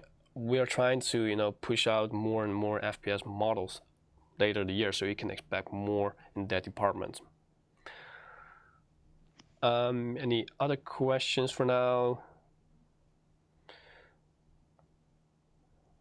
See how someone is saying Andreas FPS is great for editing. Yeah. How is adaptive syncing enabled or disabled? Is there a setting in games like VSync, or is it in the GPU drivers? Unlike VSync, which you can also override this in your drivers, but you can usually also set it in your game, you always have to enable this in your drivers and sometimes also in your monitor. So if you need to have it enabled on your monitor and in your drivers, and then in order for it to work. Yeah, so I believe by default it's always enabled on all our monitors, right? So if yeah, that should be the case. So then the only thing you still have to do is enable it in your drivers. So that will either be in the AMD Adrenalin drivers or in your GeForce drivers if you have an NVIDIA card. Let me see. Raymond Ryder is asking difference between FreeSync 1 and 2. Actually, AMD stopped with using the names FreeSync 1 and 2. I believe now we have with Premium. Yeah, we have Premium and Premium Pro, and basically we also have, for example, for NVIDIA, you have like G-Sync compatible, G-Sync, and G-Sync Ultimate. And the differences between them is like the higher end versions, for example, also have HDR support, stuff like that. With G-Sync compatible and G-Sync Ultimate, there's a difference that with G-Sync compatible, you don't have the hardware module, and for G-Sync and G-Sync Ultimate, you do. And then Ultimate also has the HDR compatibility, for example, stuff like that. So the higher you go, the more options you have. So with FreeSync, the basic version, then you have Premium, Premium Pro, and then it adds up with features. And for all the detailed ones, make sure to check out either NVIDIA website if you have an NVIDIA graphics card, or the AMD website if you have an AMD graphics card. There you will get all the details for every version of either FreeSync or G-Sync. All right, seems like we have quite some people in the chat that are quite interested in the technical part. But I guess now it's time for another break because we still have more codes to give away, guys. Time for a giveaway. Yep. So, are you a fan of Monster Hunter World Iceborne? Well, just the game in general, but this is like the downloadable expansion pack. Well, right now you can get everything for free. If you go to msite.com/2/insider and perform a few actions, the more you do, the more chance that you will have of winning one of the codes, because we still have more to come, and we have already given away, I believe, 2. So if you already registered before, don't worry if you missed this part. You are still in the drawing pool, so in the upcoming drawings you still have a chance at winning one of the codes. And well, while we're at it, this game is one of the games that we're showing today, and later I'm going to play Resident Evil 3. And 2 of these titles are part of the promotion bundle right now from AMD, because if you're purchasing one of their 5000 series gaming card, you will actually get 2 of the games out of the 3 for free. Or if you're planning on purchasing a new laptop, our AMD Alpha laptop with 7nm technology is also eligible for the promotion. So for more and all the information and details, you can find on our website under promotion. So after the live stream, feel free to check it out if you're interested. And well, Who is the I next have winner, another Mike? winner. Our next winner for today is Jano. Congratulations. You Oh, also that's won an easy a name. easy name. Yeah, That's congratulations. something I can pronounce. Hope you really So love congratulations. slay monsters. So we will email the code to you in the coming days. If you haven't participated yet, please do so. If you're already signed up, no need to do it again because you will automatically be enrolled in the next drawings as well. All right, time to get it on with. Now, so adaptive thinking. Well, it seems like a difficult story, but if you really think about it and just try to explain this to you, it's quite simple. You know, they just have to match your monitor and your FPS from your GPU. They have to match, and then you will have the optimal situation. If they don't, you'll have a bad time, most of the time. So if you don't have any more questions, I'm going to move along because there's more to talk about, and curvature is also going to be quite important. Now, like I said before, MSI, we are a big advocate of curve gaming because we believe that gaming usually comes with more immersion, and the more immersion there is, the more you can enjoy gaming. Now, that's why we have a lot of the models out there that are all curved. But in the last few years, well, in last year, I believe, we also started to pay attention to those that don't want curved. So say the eSport games, the eSport gamers. So they prefer to have flat ones. We also have those. But for now, the curvature. Well, you usually see these kind of numbers when people are talking about curvature on paper, spec sheet and stuff like that. So a number followed with R. So the R stands for radius. Now, the higher number, the bigger the number, well, the bigger the radius is. So it means that, so if you think about a 1 meter radius, so it has a certain kind of circle, and that radius is going to be 1 meter. So if you have more, so if you have a 2 meter radius, it will mean that the circle is getting bigger, right? So the bigger the circle gets, the less curve there actually is, right? So that's like the essence here. So the higher, the bigger the number, the less curvature there actually is. So you might think more is more, but in this case, more number, higher number means less curvature. So we actually also are very focused on like the lower part of the numbers here. So most of our monitors will be the older models. They're more 1800R radius, and the newer ones, they're generally either 1500 or 1000R. 1000R is still so that relatively basically new. means a stronger curve. Yeah, much stronger curve. Now, why is this more, say, interesting? Why is this important? Why would you want to have more curvature? And that's because, well, the lower the number gets, the more you will get to fit our peripheral vision. So the way that your eyeballs, they're not flat, they're also round. The way your eyeballs perceive the world or environment is kind of the same as when like a curvature is like coming towards you. So the lower the number, the better the match is for the monitor to come and fit with your peripheral view, which means more eye comfort, less eye strain, and more immersion because it feels much more natural when the sights come towards you, because that's how you perceive the world. So earlier on, we actually had a very good question from Pierre Place on YouTube. He was talking about how he doesn't understand like why you would buy a small curved monitor.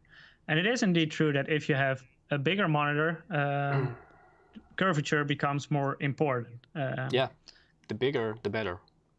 Exactly. But on smaller models, so for example, well, smaller, let's say 25 inch, 27 inches, if you're, like in the example here, using a multi-monitor setup, then it kind of curls around you because of the curve.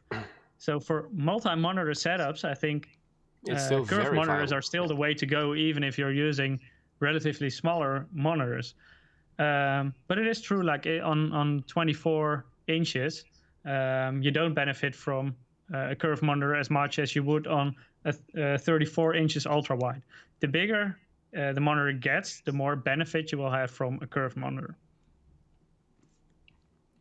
But it also counts if you have multi-monitor, then you will benefit from it more than when you have single monitor. Yeah, so we definitely agreed that with 27 inches and higher, the curvature is going to bring you more immersion. But there's also still a case to be made that with lesser, so smaller sizes, 24, 25 inches, the curvature can still matter if you're sitting really close to your monitor. So and maybe you are in a student studio or something like that, or if your gaming room is not that big, and your desk is relatively small, you're sitting more close to your monitor. So then the math, you can do the math. The equation becomes the same. So if you're 27 inches, you're sitting like 1 meter away from it, and it's going to be the same as 24 inches. You're sitting like 50 centimeters away from it. So yeah, it depends on your situation too. But yeah, generally the bigger definitely means more immersion. Yeah, and also if you're going multi-monitor, then usually people prefer to have curve because you can basically put them around you. It's much more you don't natural. have these angles in your setup that you would have with regular monitors, flat monitors. People are having conversations in the chat with each other. Some people talking about VR. Yeah. So yeah, I think we already showed you plenty of our curvatures or curved monitors, but let me try to show you guys with two curved monitors right next to each other, like what this can mean. Andreas has to leave, unfortunately. Come on, just a little longer. Hope to see you again next week. We'll be back. Happy that you joined. So see you next time, man. All right. So if we switch a little bit, I'm gonna show you guys what it means when we're talking about aligning curved monitors next to each other when using multi-monitor. So yeah, unfortunately guys, I don't have like the two of the exact same size right next to each other, but these two have the same curvature radius. So I'm just gonna put them next to each other, and don't mind like this part, which you can't really see from the top view right now. So that's good. So let me just align this and show you guys what the curvature might mean. So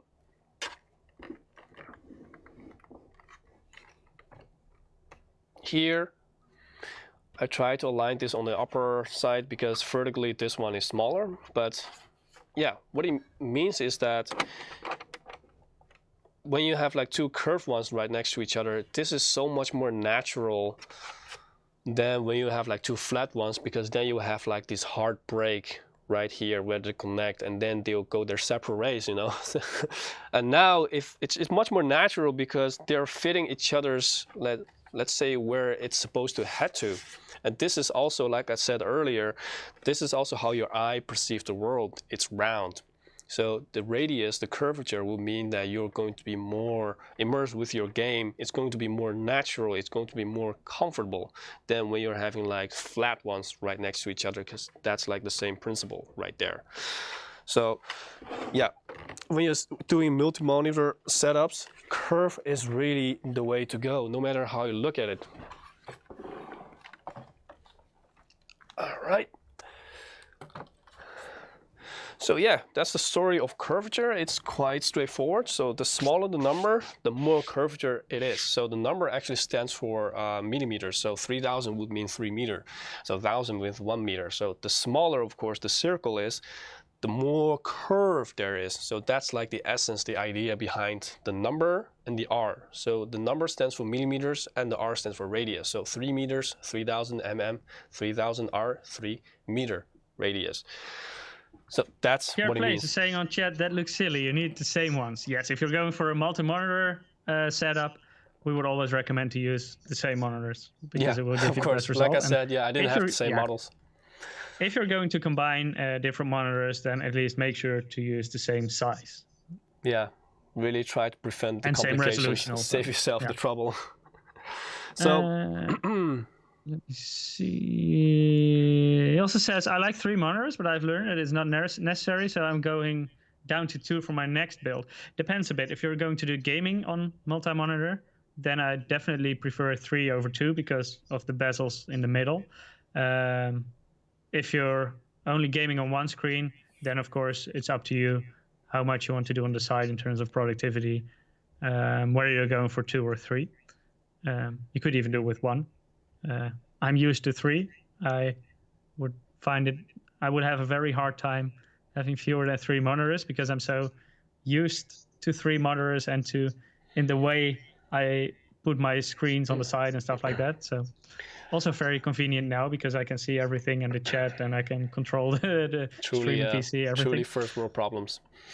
Yeah, first world problems. But I think it's really convenient. But I do only play on one of my 3 screens, only on the middle one. All right, so let's continue, guys. So we've showed you a lot of the aspects that you should consider before you get into a new monitor. So, and more or less, most of the things have to do with each other. So they're like intertwined. If you're talking about performance, you need to be able to know what kind of aspect ratio. So what it comes down to is the pixel density, so the resolution, and yeah, what kind of panel will fit your playstyle. So I hope we explained everything quite well and that you guys remembered for most of the parts. And remember, if you didn't, at the end of the live stream, if you still want to have a recap, you can still watch this video on YouTube or in the archive, or you can just go to the landing page from our campaign where we also explain everything and try to recommend you, what kind of monitor might fit you. And well, there's more, of course, because there are more features that are also coming with our gaming monitors. And there are also maybe something that's going to be, that extra push for you to go for a specific type of model because they come with more features. And in this case, all of our gaming monitors from MAG upwards, they share, for example, gaming OSD feature. I can demonstrate this on this monitor sitting in front of me right now, which is also a ultra-wide 1080p monitor. So we briefly mentioned this model, which is the MAG 301. So remember what I said about the naming MAG, which is our Arsenal gaming, so the first tier in our 3-tier gaming models lineups. So MAG 301, 30, you can guess it, right? It's 30 inches. And 1 means generation 1, so this is like the first of its kind. There's no follow-ups yet. So, and then CR, which means curved RGB. So there is no Q in there, which means this is not a Quad HD monitor. This is a 1080p monitor, but not just a normal 1080p, because this is not 1920 by 1080. This is 2560 by 1080. This is an ultra-wide 1080p monitor. I actually did a live stream. Yeah, we did a live stream about this last week. Last week, yeah. And yeah, if you're interested in this model, because if you prefer an ultra wide that's still like not 1440p, because that's like quite hard on your GPU, well, this is like a perfect choice for you then if you prefer to have something that's a little bit smaller, because you would then have more FPS from your current GPU as to when you're upgrading to a 1440p ultra wide. So you can go check that out after the live stream. It's on our gaming channel, MSI Gaming, and then you can go to the playlist, MSI Insider.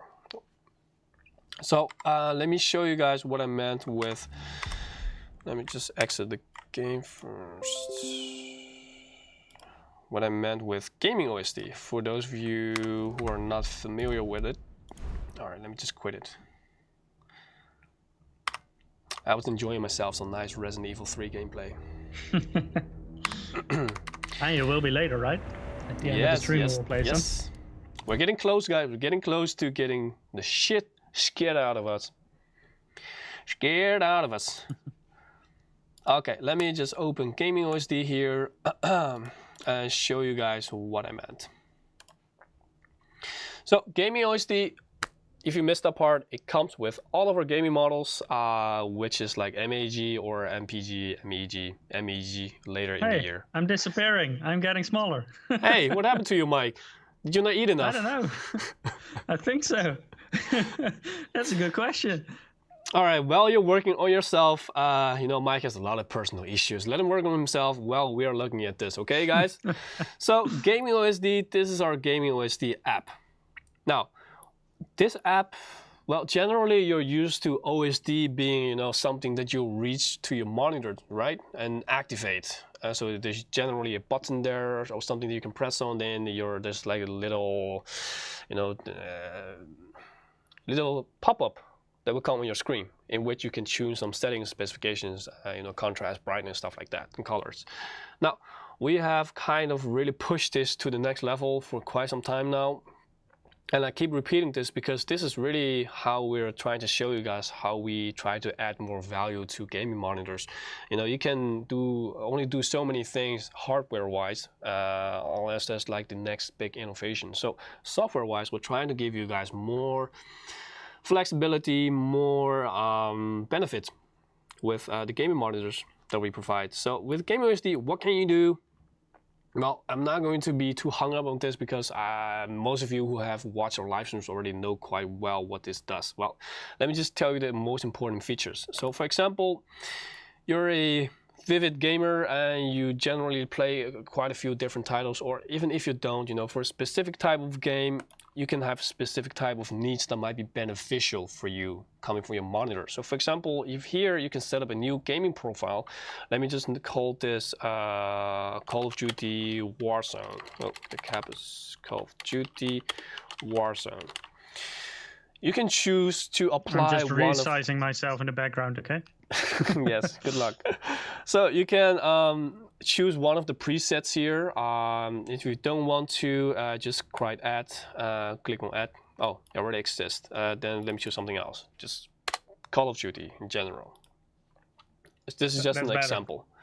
So after you've created a new profile, there's like a lot of the well, specifications and settings for you guys to click on.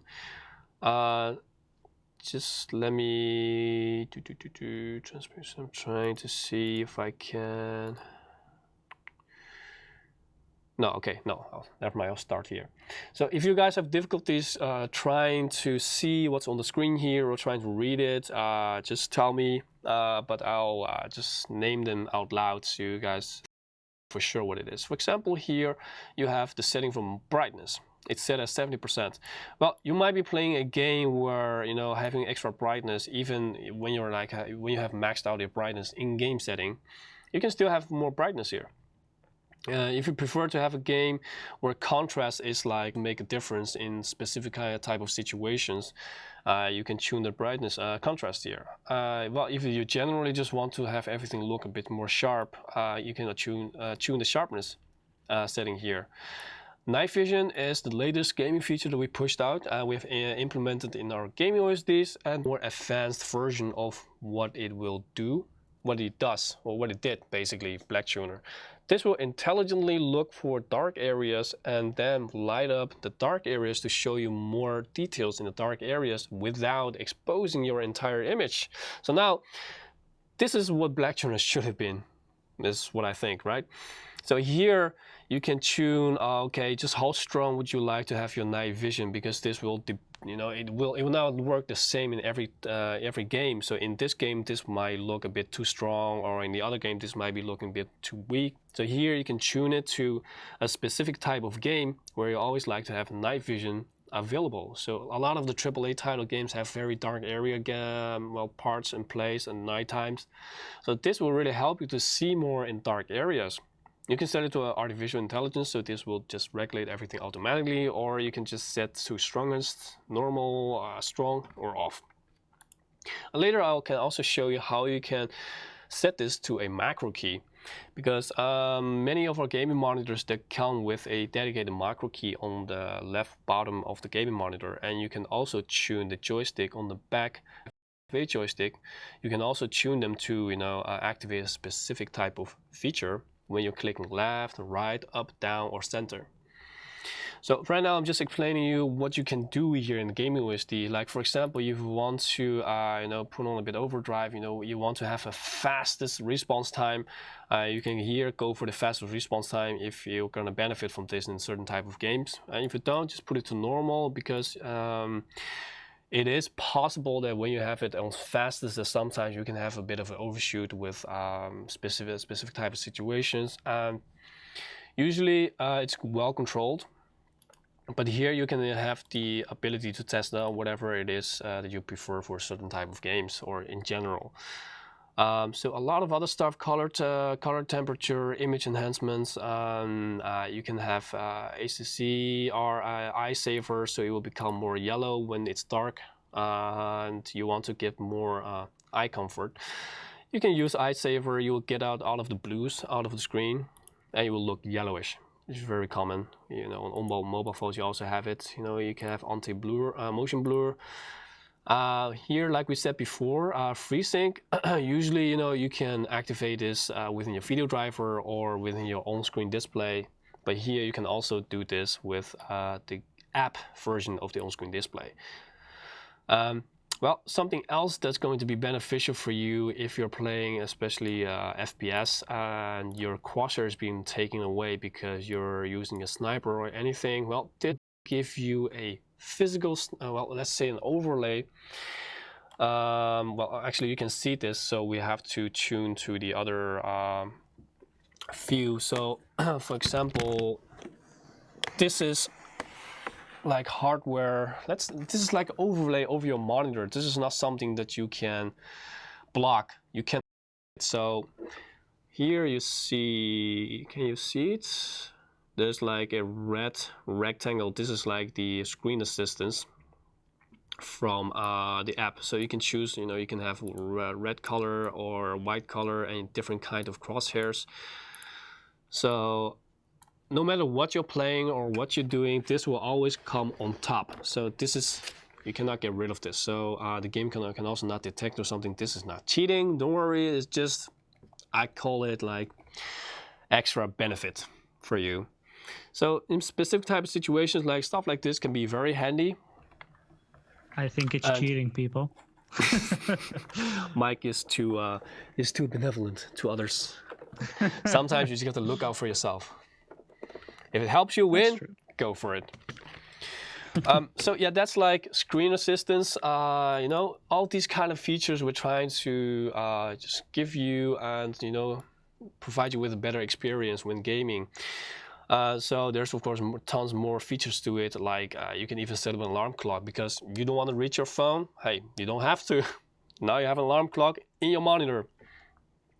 And if you're not gaming, and especially if you're using an ultra wide, the split window function is going to be so, you know, it's gonna make you more efficient whatever you're doing. So if you have more windows open, you can just choose specific type of windows. So let me just, for example, show you if I have like a web browser and say 2 maps open, and for whatever reason, if you're content creating, if you're just comparing some files or you're just doing some work, you want to have them right next to each other, well, now you can just open this and select what kind of division you want, and then just click on what it is that you want to have, you know, divided in this structure, and then just click on apply, and voila, everything is pre-arranged. So, you know, another thing that's just trying to make it more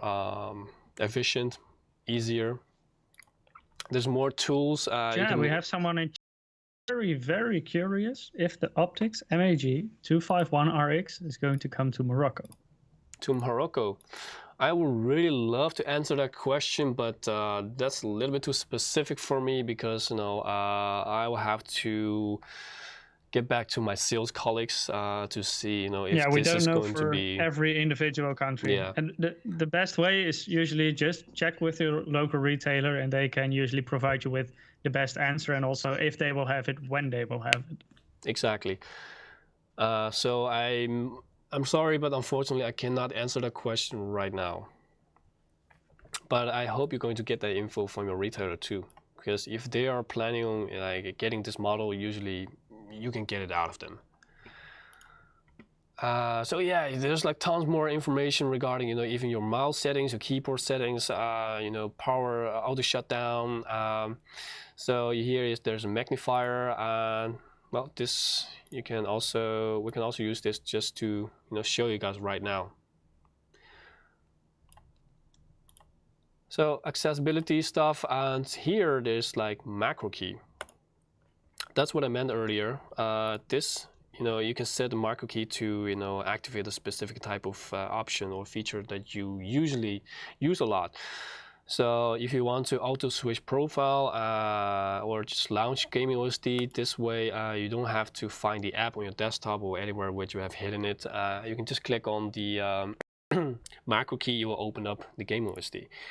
Or if you want to use split windows, because you use this quite often, here you can see which one you have selected. I'm just going to change to this, apply, and go back to macro key. See, and then you can just apply this, and the next time you press on the macro key, it will automatically split your windows. So you don't have to get through this process anymore within the OSD. So there's tons more of this kind of stuff. And if we get into more settings, there's going to be more if you click on like this wheel. What's more important here is that the hotkey setting function. So this tab here, you can create even more hotkeys than the available macro keys on the monitor. So if you want to turn up brightness, you can set up a specific type of macro key on keyboard. If you want to activate a certain type of gaming profile, here is where you also can do it. For example, here I have Shift, Control, Alt, and 2, which will activate a specific type of gaming profile. So everything is here trying to make it more easy for you to access and use. And this is the other macro function that I mentioned earlier, where you can tune the 5/8 joystick, which is on the back of the monitor. Whenever you press each one of them in a specific type of direction, it will open a specific type of function. So, and this is more or less the gaming OSD app. We are continuously trying to improve this. So this actually has changed quite a lot compared to the first generation. So yeah, we are still constantly trying to improve this to give you guys more benefits, all for free. So yeah, that's gaming OSD. If you have any questions regarding gaming OSD, just ask me, because no, I actually forgot to tell you this, but if you're really wireless and you don't want to touch anything, you can actually also use the app on your phone. So there's that. So let's see, did I miss any questions, Mike? I bet I did, because I was so focused. Yeah, people were discussing a little bit whether or not it's cheating to switch on a crosshair on your monitor itself through an overlay. Some people agree with me, some people agree with you. All right, so some people are experiencing some buffering issues on YouTube. So if this continues, you can always consider to switch over to Twitch. I haven't seen any complaints from people there, but I'm not sure. Pierre Play says, I hate Twitch, so I refuse to go there. You can also use Periscope, or you can use Facebook, or you can use Mixer. So we have many alternatives if you don't like Twitch. Yeah, tons of options. All right, so the next thing that I want to show you guys, which usually comes with our gaming models, but then again, how can you identify this? The easiest, just look at the name. If there's an R in the product title, it will mean that it has RGB. So if there's not an R, you can forget about it. So within Gaming OSD, you can also activate our Mystic Light app. And here you can tune the specific effect of each monitor. So if you choose a monitor, and then you can choose what kind of preset you want to have, and then you can also choose what kind of brightness. Just tons of stuff that you can change here or select, and it's really intuitive and easy. You can't really go wrong. You click on whatever it is, whatever peripheral or hardware or monitor it is that you're using, you click on that, and then you just select the effect. And if you want to have everything synced, you can just link everything, and everything will have the same effect because they belong in the same ecosystem. So yeah, that's Mystic Light. And yeah, just if you want to have Mystic Light on your monitor, just make sure there's an R in the product title. So if there's not, no RGB, unfortunately. Now, of course, we have more stuff like this, and let me just pick another monitor to go through, what kind of stuff that you usually will get with our gaming monitors. So first thing you see here is, for example, I'll just give you some space and move over. If you're looking a little bit closely, so if we turn the view to the little cam that we have here, if I'm looking at Mike very intensely, if he can change the camera angle. Yeah, I definitely can. Yeah, so yeah, if you're close to it, the first thing that you'll notice that's very unusual from a monitor is this thing here. So what I have here with me right now is our MAG, so our Arsenal Gaming 272 CQR. So it's curved, it's Q Quad HD, it's R, it's RGB, and 272, so 27 inches, second generation. So this one is like the 271 CQR, 272 CQR, and 273. You know, these are our say most popular models within the 27 inches range. And here, for example, we have a mouse bungee. This might seem to be very, insignificant because, yeah, it's a mouse bungee, so what? But I bet a lot of you guys have experienced that your mouse cable is getting stuck, or that your mouse cable is, accidentally knocking over something that it wasn't supposed to because it was in the way. I actually killed a keyboard with this. Wow. I didn't have a mouse bungee at the time, and there was a bottle of Coke nearby. And I'm quite a low sensitivity player, so I make pretty large mouse movements. And I was playing some Unreal Tournament, and then I pulled over the bottle of Coke right over my keyboard. You don't have to overkill it, man, Mike. Damn. Yeah, so that was completely dead instantly.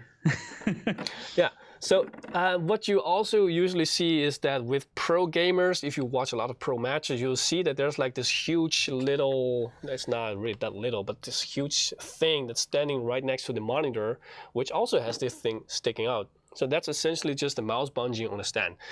And now you don't have to have the thing physically present on your table. You can save more space, and this way you can still make sure that your cable never gets stuck, or you're knocking over some stuff, unfortunately, and that it's also going to look neater. So it's the cable, the mouse cable is not just randomly laying on the cable on the table anymore. You can now just tuck this away between this and then shove it back between the monitor stand, where there's like this hole where you put through all your cables for cable management.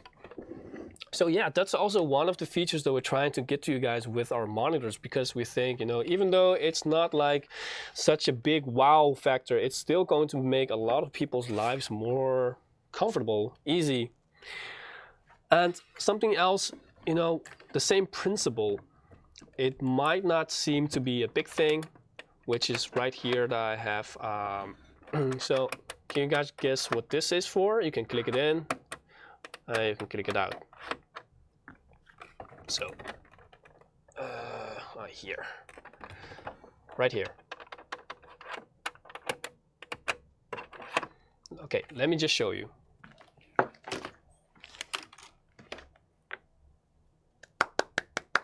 It's a headset hanger. Well, this again, is so easy yet so convenient. Yeah, I mean, it's not like again, it's not like a big wow feature or factor, but just the fact that it's there, you have it, means that you don't have to, just whenever you're done gaming and be like, okay, today I'm gonna throw it here, and tomorrow I'm gonna throw it here, and you're gonna hand this on your monitor. It's gonna make your monitor sometimes a bit oily and stuff, because yeah, it's touching your skin, right? So yeah, now it's here, so you might as well just use it. It's going to look more neat. It's going to be more professional, even, so to speak, because yeah, it just looks more better. So yeah, again, it's not big, but it's here, and if it's here, it's going to make your life more comfortable and more easy. So stuff like this, we try to just include them in our monitors, trying to give you guys more value and more usability. So let me just turn back to the back side and show you guys. Pierre Plays is saying on YouTube, my cat would have a field day with that bungee. There's no way I'd get it. Yeah, I'm pretty sure my cats would appreciate it as well. Usually when a cat, I used to have cats too, when they do stuff that they're not supposed to, I usually just get like a how do you call this thing, like this water bottle that you can squeeze water out. It's like help me out here, Mike. Like just a bottle to water your plants with, right? Yeah, but you can like squeeze it so it shoots water. Like, how's it called? It's so stupid. It's like on the on tip of my tongue. But it's called cruelty. Oh, poor okay, cat. Cruelty. I just use the bottle and just squeeze some water on him and be like, learned your lesson now. After 2 times, usually it teaches the thing. But okay. So with all of our gaming monitors, well, we have on the back side, let me just show you. Ta-da. Oh. Okay, here, USB Type-C. Now, you can use the USB Type-C to either charge your devices, because especially nowadays with USB Type-C getting more and more popular, really you see it everywhere, and a lot more hardware is adapting USB Type-C too. And so this is going to be more just sneaking back in. Yeah, more. Oh, that's kind of weird. So yeah, with more USB Type-C being available, having USB Type-C right here, it's going to make it more convenient if you want to charge up your device, or if you're using the monitor as a secondary monitor or something like that, and you can still even use a USB Type-C to your to connect it with your GPU. If your GPU has its USB Type-C output, that is. And it's getting more and more common now. Many RTX cards nowadays come with USB Type-C. And it actually just includes the DisplayPort 1.4 signal there. Yeah, so we have all this kind of stuff that I just show you, well, that we just explained, are the kind of features and sort of kind of benefits for you guys that we're trying to get to you, just to give you guys more value for gaming monitors, because we think that with gaming monitors, there should be more benefit as to just hardware specs, because this way we can mean more to you with, now even though they're not the most significant stuff, but they can still mean a lot in your everyday life. So yeah, we have a lot of these kind of features, and with some monitors you'll find more, and with some monitors you'll find less, because well, let me just get this big guy here again. So not the first time that this is on the table, but this is the MPG341 CQR. So again, I'm gonna make some space again. Q, Quad HD, R, RGB. Now, why did I get this one up here again? Because I was talking about the extra kind of benefits and features that you guys will get with our gaming monitors, which is, for example, with the other model I showed you the mouse bungee, the headset hanger, and the USB Type-C and stuff like that. Here, in case you guys just joined, like this one is like an artificial intelligence camera. This will scan your environment and can intelligently set up your monitor brightness based on how bright it is in your house. And here, for example, and this will feature only get broadened throughout time. And here we have LED strip bars. Like on the front, the lighting is not too good for you to see, but you can see it. Like these can have real life time, like in-game translation of your actions. So if you're getting shot, or if ammo is low, one of them will stop blinking or turn red or stuff like that. You can tune this in the software. So this is our MSI Mystic Light with SteelSeries GameSense. So these kind of features, because this is the artificial intelligence monitor, so these kind of features really is stuff that we're trying to implement to give you guys more value for what you're getting. And on the back side of this monitor, there's actually also, this model is more also beneficial for streamers, because here we have entire rails on which a webcam bracket can be mounted, and it will come with a monitor. And actually I lost it, so I couldn't show this here. I'm gonna speak to my colleagues. Lost it. I'm pretty sure one of them lost it. They're not even screws, Ja. Exactly, that's why they were lost. But you have a webcam bracket that you can mount behind this rail, and you can just easily move it left and right. No, it just comes with the monitor.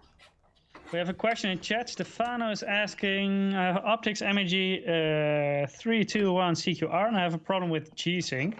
My panel go black screen sometimes when I play. I believe that's a FreeSync monitor. Yeah, that's a FreeSync monitor. Sometimes, yeah, if you... It doesn't mean they always will. So, yeah. yeah. It's unfortunate to hear that. Some don't. But it's not because of the specific type of monitor that you had there, like because it's a MSI, CQR or something like that. it's because the technology of syncing, it's not really monitor bound, like not specifically. So you can have the same issue with another model, which should have been working, but turned out didn't work. So it's not really model bound. It's really the syncing technology that just varies per model. Yeah. So if you want adaptive sync on an NVIDIA card, if you really want to be 100% sure, then make sure to get a G-Sync compatible certified monitor instead of a FreeSync monitor and using G-Sync on. Yep. Okay, Mike, I think we're going to do another giveaway, and then I'm going to start up the game because I think it is time. That sounds like a plan. Let's go. Our next giveaway for today is nickname wildcard 1978. Congratulations. Is that your birth year? Won. It's not mine, but I thought I was old. It's this person's birthday. Oh, that's rude, yeah. Don't scare away our senior viewers. My apologies. I meant no harm. So yeah, if you haven't participated yet, go to msi.com/2/insider. Our bot also spams the direct URL of the giveaway in the chat. Let me use the comment. So there you can also participate directly in Gleam. So yeah, make sure to be enrolled. If you already entered the giveaway, no need to do it again because you will automatically be included in the next drawing as well. So Ja, time for some gaming, right? Yeah, it started. Oh, I need to turn the sound down a little because I don't want to get scared too much. All right, so Resident Evil 3. Let me just adjust the screen resolution first because it got a little messed up. Display graphics. All right. So, a little bit about the game. I don't want to talk too much because I want to get into the gameplay. This is Resident Evil 3. It's one of the promotions that we're running right now that you can see right here. So, if you're planning on purchasing one of the RX 5000 series gaming cards, graphics cards, you can get 2 of the 3 titles for free. And if you're getting one of the Alpha laptops, the AMD laptops from us, you can also get 2 of the 3 games for free. So everything you can find on our website on the promotions. As for this game, this is a Resident Evil 3 remake. So the first one I believe came out, Resident Evil 3 was in 2001 or something like that. They started really early with their series, and it's one of the most iconic titles out there. Series Resident Evil. I mean, I've been playing Resident Evil for as far as I can remember. So you're an experienced Resident Evil player. Oh yes. That's good. That's good. Back in the days, like really back in the days when I was like a kid, I found it was too scary to play. So I tend to watch other people play it. That was before streaming became a thing. Okay, just briefly. Ramen Rider is saying in Twitch chat, the stand legs look so skinny, it's scaring me. Well, actually, the stand is really strong because it's all made out of metal. Yeah. So even though they might look skinny, but it's an extremely strong stand, so no need to worry about that. Don't judge a monitor by its looks. Okay. So yeah, I like it actually that it's quite skinny. Yeah, it looks I don't like the very bulky monitor stands. So any Resident Evil fans out there, let me know. And Brandon Ching is asking, when is the MAG 161 coming out? I believe it's already out. It's already out for quite a few months. But if it's still not in your region yet, then I'm afraid that, again, I don't have specific information right now available with me for all the regions out there. So can't really help you right now. Well, in Resident Evil 3, I'm playing Jill, and just look at the graphics. It's really what you would expect from Resident Evil.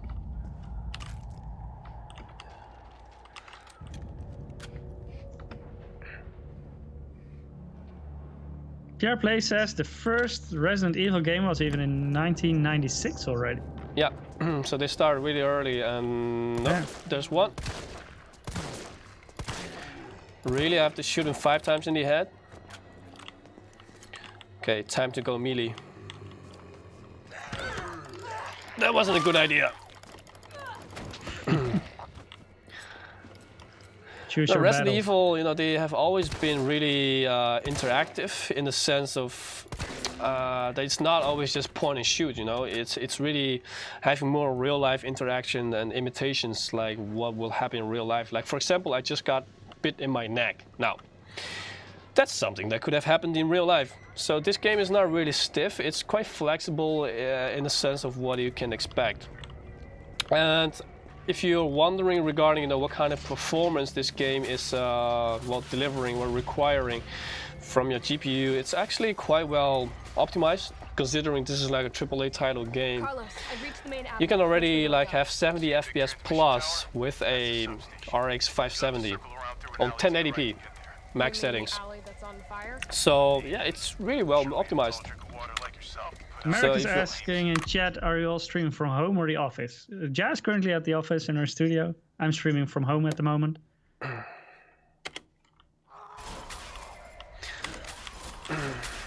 So that's why the little house is in my name tag. Gotta put this out. Okay. How am I supposed to use the water? I'm not experienced at all in Resident Evil. Yeah, but like, I know. the I know. blocks I know I'm supposed to have some parts that's going to let me use it, but I didn't come across anything that would help me use the the water fire I know what you extinguisher. need. You need the spray bottle that you were using for your cat. Ah, I see. Oh, You know, Resident Evil is really just like a big puzzle, like the entire game. You have to figure out how you can go to the next level, how you can unlock a certain part of the game, how you can unlock certain type of, let's say equipment. You have to mix your own herbs, so you have to gather your own ammo. It's really quite a scavenge intensive kind of game. Pierre Plays is saying in YouTube chat, I'm still too scared to play because of playing it as a child, and I'm 36 now. So you know what I mean, you know, with back in the days, it was so scary to, you know, as a kid, to play Resident Evil. It's like, holy shit. You don't want to play the game, but you still want to enjoy the excitement, so you watch someone else play. Ramen Rider was also wondering how we were able to stream together in one stream. Yeah, we're just faking it. We're 1 hour drive apart, but we can still stream together. It works. The benefits of the internet. Come on, I just want to stab him. Is that so difficult? Get him, Ja. Bite him back. I don't think that's gonna have as much of an impact. All right, I'll screw this. I gotta heal up. Use. I got bitten on purpose just to show you guys how to use the herbs, okay? Ah, on purpose. Yes, of course. Like how you always demonstrate how you should die in a video game. Look at those exciting and precise headshots. Merrick is asking where Eric is. Eric is at home at the moment. Next week, Eric will be in the studio. I think I will be joining again from home. So if you're tuning in next week, then you will probably catch Eric in the studio. Let me tune the brightness a bit. Pierre Plays is saying, yeah, I'll watch someone else play. Those freaking dogs and zombies, no thank you.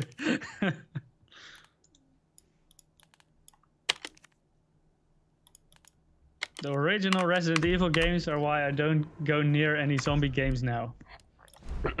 Yeah, I think I sometimes still have like child traumas from back in the days from Resident Evil. Completely understand. You should play it in the middle of the night with all lights switched off on a VA panel to make it more immersive. Nah. Well, unless you have balls of steel, yeah, I wouldn't recommend that. I need to find a tool.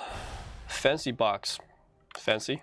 You see, another herb. I think you need to do the dishes. Whoa.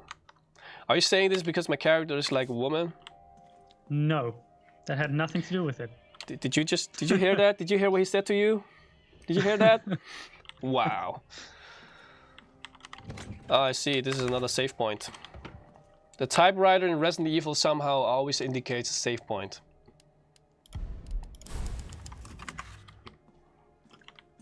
Isaac is saying, where's the best place to buy your monitors online? That depends very much on where you are. But in most countries you can buy them in different stores online. So I would suggest to go to your favorite web shop and see if they sell MSI monitors there.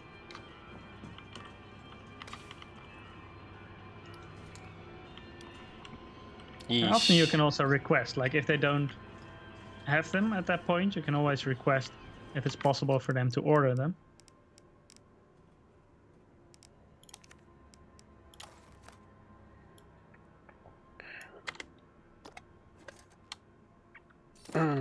Ah, I see. This is what I need at the beginning of my journey.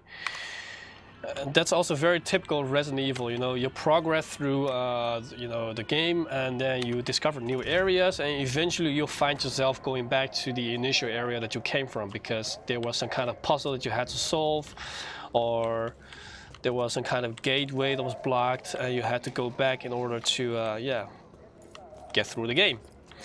Now I just want to save my bullets and just get a big explosion. Usually works really good. Yeah, Nick is asking in YouTube chat of what would be the best monitor for consoles, specifically Xbox One X or Xbox Series X, when it is released, of course. Well, I would like to ask you, like, how far are you sitting away from your console? You know, that's like the first starting point, I will say, to determine what kind of monitor, because you need to think about the size. And generally, you know, we have a very good option with our 32-inch 4K model, which is more tailored for consoles than, let's say, desktops. So, yeah. If you like to have like very detailed gameplay and just, you know, sharp, good image and quality overall, you can consider the MAG 321CU RV, 32 inches 4K resolution, and a 60 Hertz refresh rate. So you're not paying extra for the refresh rate that you're not going to use for your console anyway. So that'll be a pretty good starting point.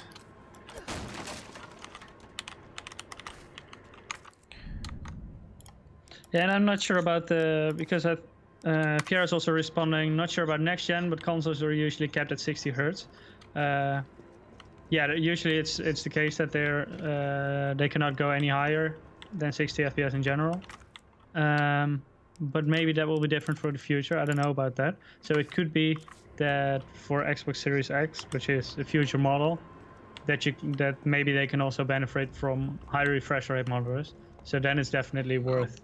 Yeah, it would make sense, but yeah. I will understand why they have been so slow about it to adapt higher refresh rate, and generally it's because, you know, like we said earlier with TVs, you know, they tend to have like 50 Hertz refresh rate, and usually that's it, unless you really go to the expensive models where you have like 100 Hertz and sometimes 200 Hertz refresh rate, but that's just usually never happens. And also if you want to go higher, you need so much graphical power, and usually at least the current generation consoles doesn't have the graphical power for most games to run them in very high refresh rates, because they cannot achieve those frame rates.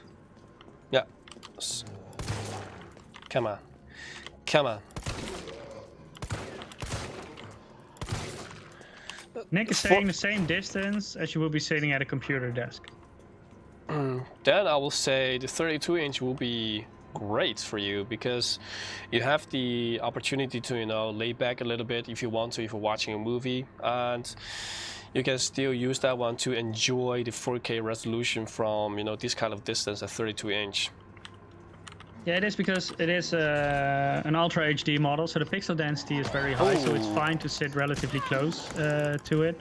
But some people do prefer smaller monitors to have a better overview.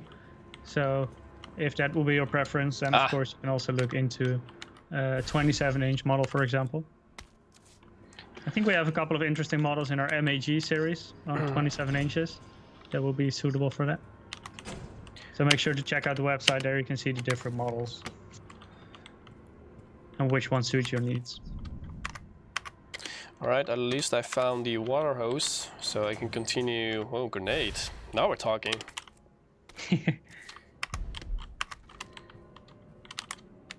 Some zombies are gonna blow up.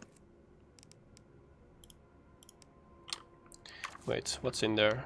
Oh, gunpowder. You know, if you mix 2 gunpowders, you would get bullets. I'm not sure where I got like the metal holes on the outside, but works for me.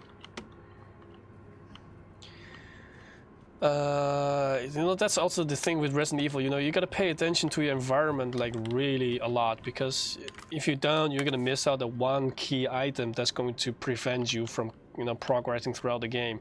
Because I still need to find something that will unlock this kind of locks, and I can cut through chains. So I'm still in search of these kind of items to progress. But I guess I'll have to go back to the place that was under fire. This must be the subway company's offices. Ooh, donuts. Can you eat them? No, unfortunately. Well, that's creepy. Can you shoot that? I don't like it. Thank you. Oh, I actually unlocked something. Achievement unlocked. Hello, Charlie. Nothing. Okay. Nick is saying I currently have the Optics G27C2 model and it just doesn't quite give me the right colors I was looking for. In your OSD, you can also tune the settings of your monitor. So make sure to check that out and fiddle a little bit around with it. Because that might already solve your problem. Because it does have a very nice panel in there. But if you want to have more accurate color reproduction, then maybe you might want to replace it for an IPS model instead of a VA model. Yeah, and generally, if you are really considering, you know, a better color reproduction, you know, IPS, like my set, is a good option. But if you go up in our tiers, because I believe you said it was the G series, that's like below MAG. So that one also is without the gaming OSD. So if you like move out to our MAG, there are plenty of options with a very wide color gamut, like the 27 1 or 2 or 3 series CQR. They also come with a wider color gamut, so you can also enjoy a better color reproduction there. But important to mention is that because Nick is playing on an Xbox, that's currently not compatible with I see. gaming OSD through software. Hey, where were you last time? Okay, I think nothing to be found here.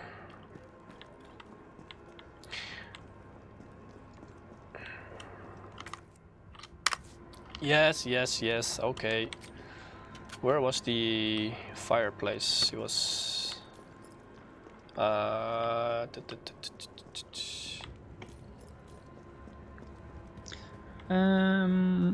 We have another question from Nick. What does the DCR setting do? And should I have it turned on or off with my Xbox One X? So DCR means dynamic contrast ratio. And this will automatically fine-tune the contrast level on your monitor. Some people prefer this, some people dislike it. So it's really based on preference. I would say just try it out and see if you like it. If you don't like it, you can always switch it off. Come on. And it will adjust your contrast levels based on the input from your Xbox at that point. You want to go? You still want to go? That's it. Stay down.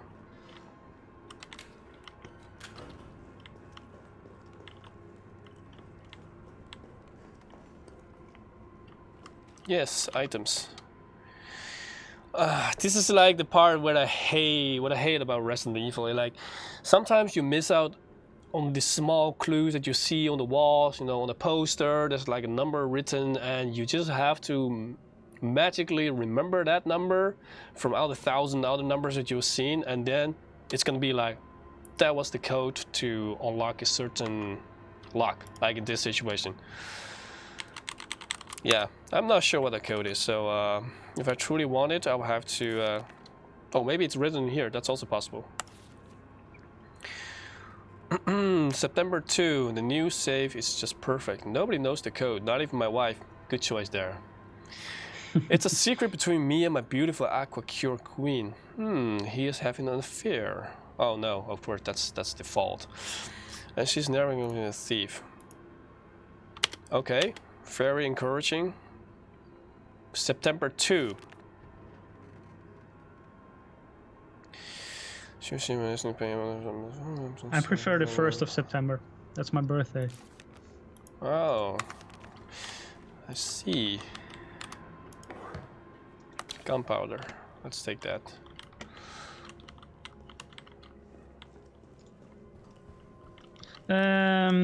Pierre Plays saying a VA panel is supposedly good in between of IPS and TN, but I would always go for TN if you're only planning to game. It depends really. It's different. It's not specifically in between them. They really have each panel type has their own strong points. VA is really strong on contrast. IPS is really strong on color reproduction. TN is really strong on response times. And also, if you're only planning to game, then still it's important to see what kind of games you would play. Because if you're going to play extremely fast-paced games, then I would also recommend TN panel. But if you want to play, if you like immersion and you want to play AAA titles, then I would, for example, prefer the VA panel over an IPS or a TN panel. If you also want to do some content creation on the side, then surely IPS. And IPS is also getting more and more viable for esports level gaming, also now with the 1 millisecond 240 Hz models.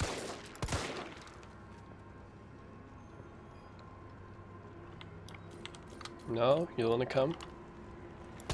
Nick says, thank you for answering all my questions. That's been a very informative stream. I'm glad we could help. Yeah, we hope definitely to see you again in our upcoming stream. That's why we're here. Ah, come on, leave me alone. They're stalkers. Yeah, such a pervert. Do I have? Oh yeah, still have. Okay, plant, gimme.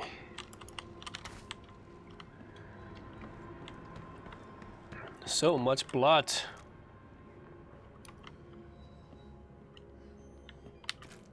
I think after this level, it's time for another winner. Then I'm afraid we have to close it off because security will kick out Jazz soon. Yep. Let me just try to get to one little place.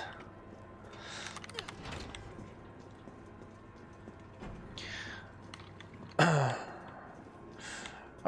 so I hope you guys didn't get too scared because of this game. We haven't even seen the main villain yet. I mean, Jesus, if you see him, you're gonna have a nightmare.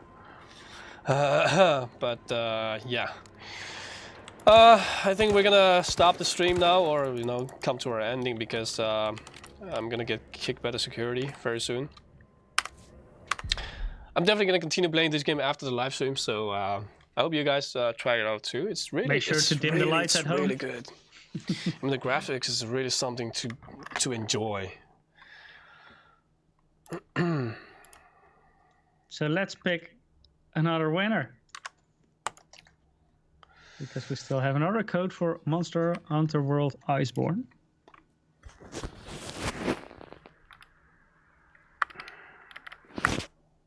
Oh, this person didn't fill in a nickname. I only have an actual name. Oh. And I'm not very sure if I can pronounce this correctly. But congratulations, Nguyen Song. I'm sorry for my bad pronunciation. But congratulations with your game code. You also won a game code for Monster Hunter World Iceborne, and we will email it to you in the coming days.